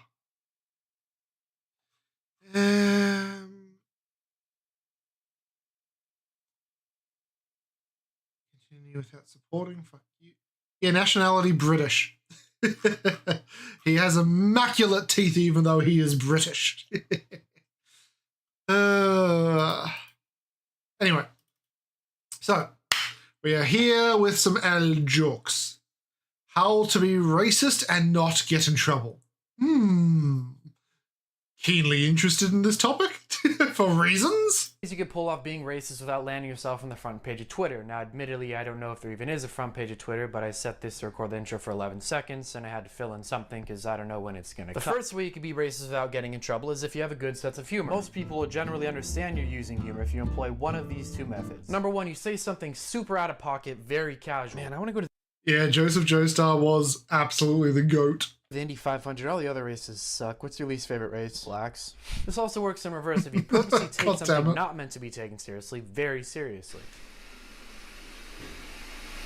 together? Another way you can get away with being racist is if you one-up your own race. So like if you're Mexican, you rip on Asians by saying Asians suck at driving, it's not okay. But if right after you rip on Mexicans saying Mexicans are ruining this country, it is okay. Now since I technically just ripped on Asians and Mexicans, it would follow that I have to make fun of white people. But we don't make fun of white. If you aren't feeling confident in your ability... But I'm an actual racist, and we don't do that. God damn it, our jokes. Use a sense of humor. Or you feel like you don't understand social interactions enough. Here's a list of groups it's always okay to make fun of because everyone hates these people. White women, feminists, the British, the French, the French, the French. Say it's never okay to be racist. I'm sorry, what was that at the end? Now some people... I saw it! People say it's never okay to be racist, even if you're joking. And those people are white women. Not the white woman that can be located here on the shirt that's not for sale at aljokes. The white women. .com, but the white woman that can be located here on the shirt that's not for sale at aljokes.com. And they don't let you do anything, so you might as well just be racist. So this video is basically just propaganda for being racist? Well, yeah, kind of, but the whole thing's a joke. You're not really supposed to take it seriously. You literally outlined steps on how to be racist. How am I not supposed to take this seriously? You're the woman. You know, you're right. You should be taking this seriously. Bum, bum, bum, bum, bum, bum, bum, bum, bum. Oh, wait, there's more. I could get in trouble for this one. Baseball, huh? He said together. Yeah. Hey, man, you know, I was thinking, you're Why the news will never change? Because it's a propaganda machine. right. I want to try something new. I'm so Dude. This is a strong start. You should stop being so explosive with the news and just tell the news. What? You know what I mean? Like, we only report on the good stuff, and if you have to report on the bad stuff, then we don't make it so incendiary. Oh, you're talking about work. That's a terrible idea. Why? Because if we don't present the news in a way that terrifies people, then He was hoping for some sexy time. News and ads and money and... Well, that guy. Oh. Well, that Fuck that like guy. a bad way to think about it. Yeah, of course it sucks. It all sucks. But you don't even like it? Fuck no, I hate this shit. It's our job to literally poison the minds and souls of humanity. So then we're all just racing for the sake of racing. Yeah, it's a race to the bottom for sure. None of us are denying Dig that. that None of us hole. like the direction we're heading, but we don't want to lose, so we play to win. Even if winning means we lose. Yeah, You get me? Actually, Yeah. kind of makes sense. It's kind of like our thing, you know, it's humans. It's what we do, nuclear weapons, AI, it's all a race to the bottom. We know we're going in a bad direction with a dangerous outcome, but we can't stop. We can't help ourselves. Even like with medicine, we'd rather people be sick so we can charge them for meds rather than be healthy because there's no money to be made, and that's f***ed. Yeah, well, I mean, I guess that's true, but it's kind of bleak for a comedy channel. Do you have any way to lighten the mood or present a solution? Nope. Penis. That lightened the mood. Kinda. Look, dude, the reality of the situation is we live in a world that's motivated by profit. It's wrong that we prioritize views over truth. It's wrong that we prioritize technology over humans. It's wrong we prioritize treatments over cures. We prioritize white people over black people. But realistically, it's not gonna change. The system, let's call it, is too massive and profitable to be dismantled from the top down. The government or the corporations are not gonna change. Why would they? It's working for them. They're making money. The only real solution I see is to starve it from the bottom up. That means you, as an individual, need to do the right things. Get off social media and the news if it makes you feel like shit. Be nice. Be a good person. Find out Be nice? Hell no. other good people and praise them and reward them for being good. Don't count on your country or your company to keep you healthy. F***ing just eat good and sleep and exercise. And if you see a human artist that makes or continues to make quality pieces of content that you like, then reward that artist by like buying his merch or something. That's all you can do, really. Take personal accountability, and even in the scenario You motherfucker, you're trying to pimp out your fucking shop there. I see what you're doing. where that doesn't work out and you don't save humanity, well, at least you became a better person for it. And your world, and likely your immediate world, your friends and your family will be better off for it, so which is still a win. All right, hey, thanks. I actually feel better now. Great. Now, what do you say you put that cucumber back in and we'll make you feel a little worse? Oh, I never took it out. I was talking about the other cucumber. Oh, you meant the one in my mouth. Duh. Hey, man, you know what I was thinking? You motherfucker. It is a creative plug. It's, Jesus. I don't usually share. This will change YouTube forever, huh? I don't usually share the serious side of me because it's my job to make funny videos, but even though I just make funny videos, it is a job and it is something I take seriously. Now, this is one of the things that separates me from the other content creators on the internet, the fact that I'm dedicated to my craft and I'm willing to experiment on my craft and take chances. And so with by putting a cucumber up his ass. that, I give you the world's first all-at-once compilation. Oh, God. Jingly keys, jingly keys. Hold on, I don't have keys right next to me, but I'll just jingle myself. Jingle, jingle, jingle, jingle. Jingle, jingle, jingle, jingle. Subway Surfers, let's go!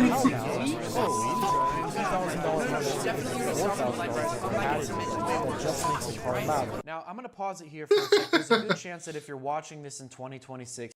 I mean, the shameless plug, I like the shameless plug and the creator, so I get what you mean, but yeah, no, in this instance, it was really clever, so I appreciate the hustle. It won't land very often. Genius is not appreciated in the moment. If I ask you to think of a list of some of the greatest humans of all times, you'll probably come up with something that looks like this. Vincent van Gogh, Martin Luther King Jr., Albert Einstein, Al Jokes. Now, what do these four greats all have in common? Their impact stretches far beyond the time they were alive, and it might have even been the case that they weren't and their penises were just so massive. Appreciated when they were alive. Now that's probably the case here with this compilation, so I'll explain the logic. When people post compilations of their short form content, they're posting it to a long form audience, which are two completely different audiences. If you're posting your best short form videos, the people who want to watch that are your short form audience, the people with short attention spans. So why do people post 30-minute compilations? That doesn't make sense. It should be the same time period that the people who enjoy the short form content are accustomed to. So now that you have the context, I hope you can enjoy the last 13 seconds of the world's first all-at-once compilation. Overstimulated.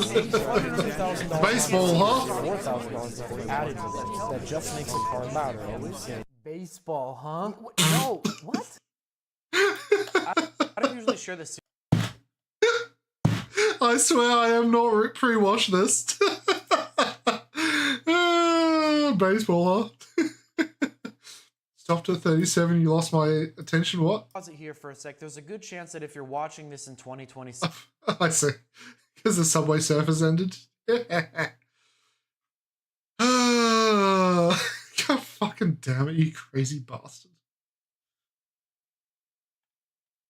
Now, before we round out the night, the king has some requests. Some shorts. Gender tier list. Alright. Oh boy. Let's just grab this one here and put that there. Okay. And let's just grab this one here and drag that one up to the same tier. Alright. Okay, and I think I'm about done. Just kidding, guys. I know there's like 20,000 other ones that I need to rank, so let's just pick a couple of my favorites. So obviously, we all know attack helicopters are the most famous non-assigned gender at birth, and these are pretty cool, so we'll put them up in A tier. And then next up, of course, we have Walmart bag, which upon further inspection seems to be a real thing according to Walmart's website. So we might as well stick it up there. C tier will do just fine. Okay, finally, we've just got everything else, and I've actually been at work designing a new tier for this video specifically. The not real tier. And then goes everything else. Gender tier list. Cheeky bastard. I'm having a house party, bro. Look at all these people. They're just mingling. Hey, you guys enjoying your Look at all these Anyone demons. want some beer? Remember, there's snacks in the fridge. Beer pong is set up over in the bathroom. You guys have a good time, okay? Oh, pizza's here. Perfect. Perfect timing. I have a He's gonna be devoured for you for $50. That's an expensive pie, sir, but sure. A Every topping. $12 tip. You're lucky I'm a man of the proletariat. Enjoy your $12. Skip it up and that up. Oh, God. Pizza! Oh, come on, man. I paid a $12 tip to get attacked by my own pizza? God, this economy is so shit. Hey, but you got a free pizza. Could never know what that is. Free? Bro, I paid $50 plus a $12 tip for this. This ain't no free pizza. This is a $62 pizza. And all it's doing is mugging me in my own apartment. That's what I get for ordering Domino's, I guess. Why aren't your guests helping you beat the shit out of this pizza? Damn it, man. I specifically said extra pepperoni, not extra ripperoni. That one's pretty good, yeah? Ooh. Oh, that one's going into short for sure. Come on, Joel. If there was anything in this entire game that would be okay for you to eat, this would be it. It'd be literally the only normal thing you've eaten the entire game. Chomp it up, buddy. Come on. Pizza Monster collapses into a heap of dough and cheese. Find 12 screaming pizza slices. Oh, I love screaming pizzas. Screaming pizza. Look at it. It's actually screaming. It says it's topped with fingers, eyes, and tongues. Well, at least there's no olives on that bitch. Or, God forbid, pineapple. I'm having a house party. Oh, God damn it. Well, unfortunately, I do need to go. So, and I realized it's Sunday. I haven't actually made my roster, like my schedule for the stream. So I'll quickly whip that up and post it on all the socials so you guys can know what the fuck's happening. Apologies, there was no Kizami. He's back in hospital. That guy is just a walking fucking pandemic. And yeah, I'll try and whip up something as quickly as I can, and I will post it as soon as I can. So be ready. Tomorrow, it'll either be Yakuza or Crimson Desert. Probably Yakuza. Yeah. Anyway, stay safe, guys. Have a fucking good one, you legends, and I will see you next time. Bye.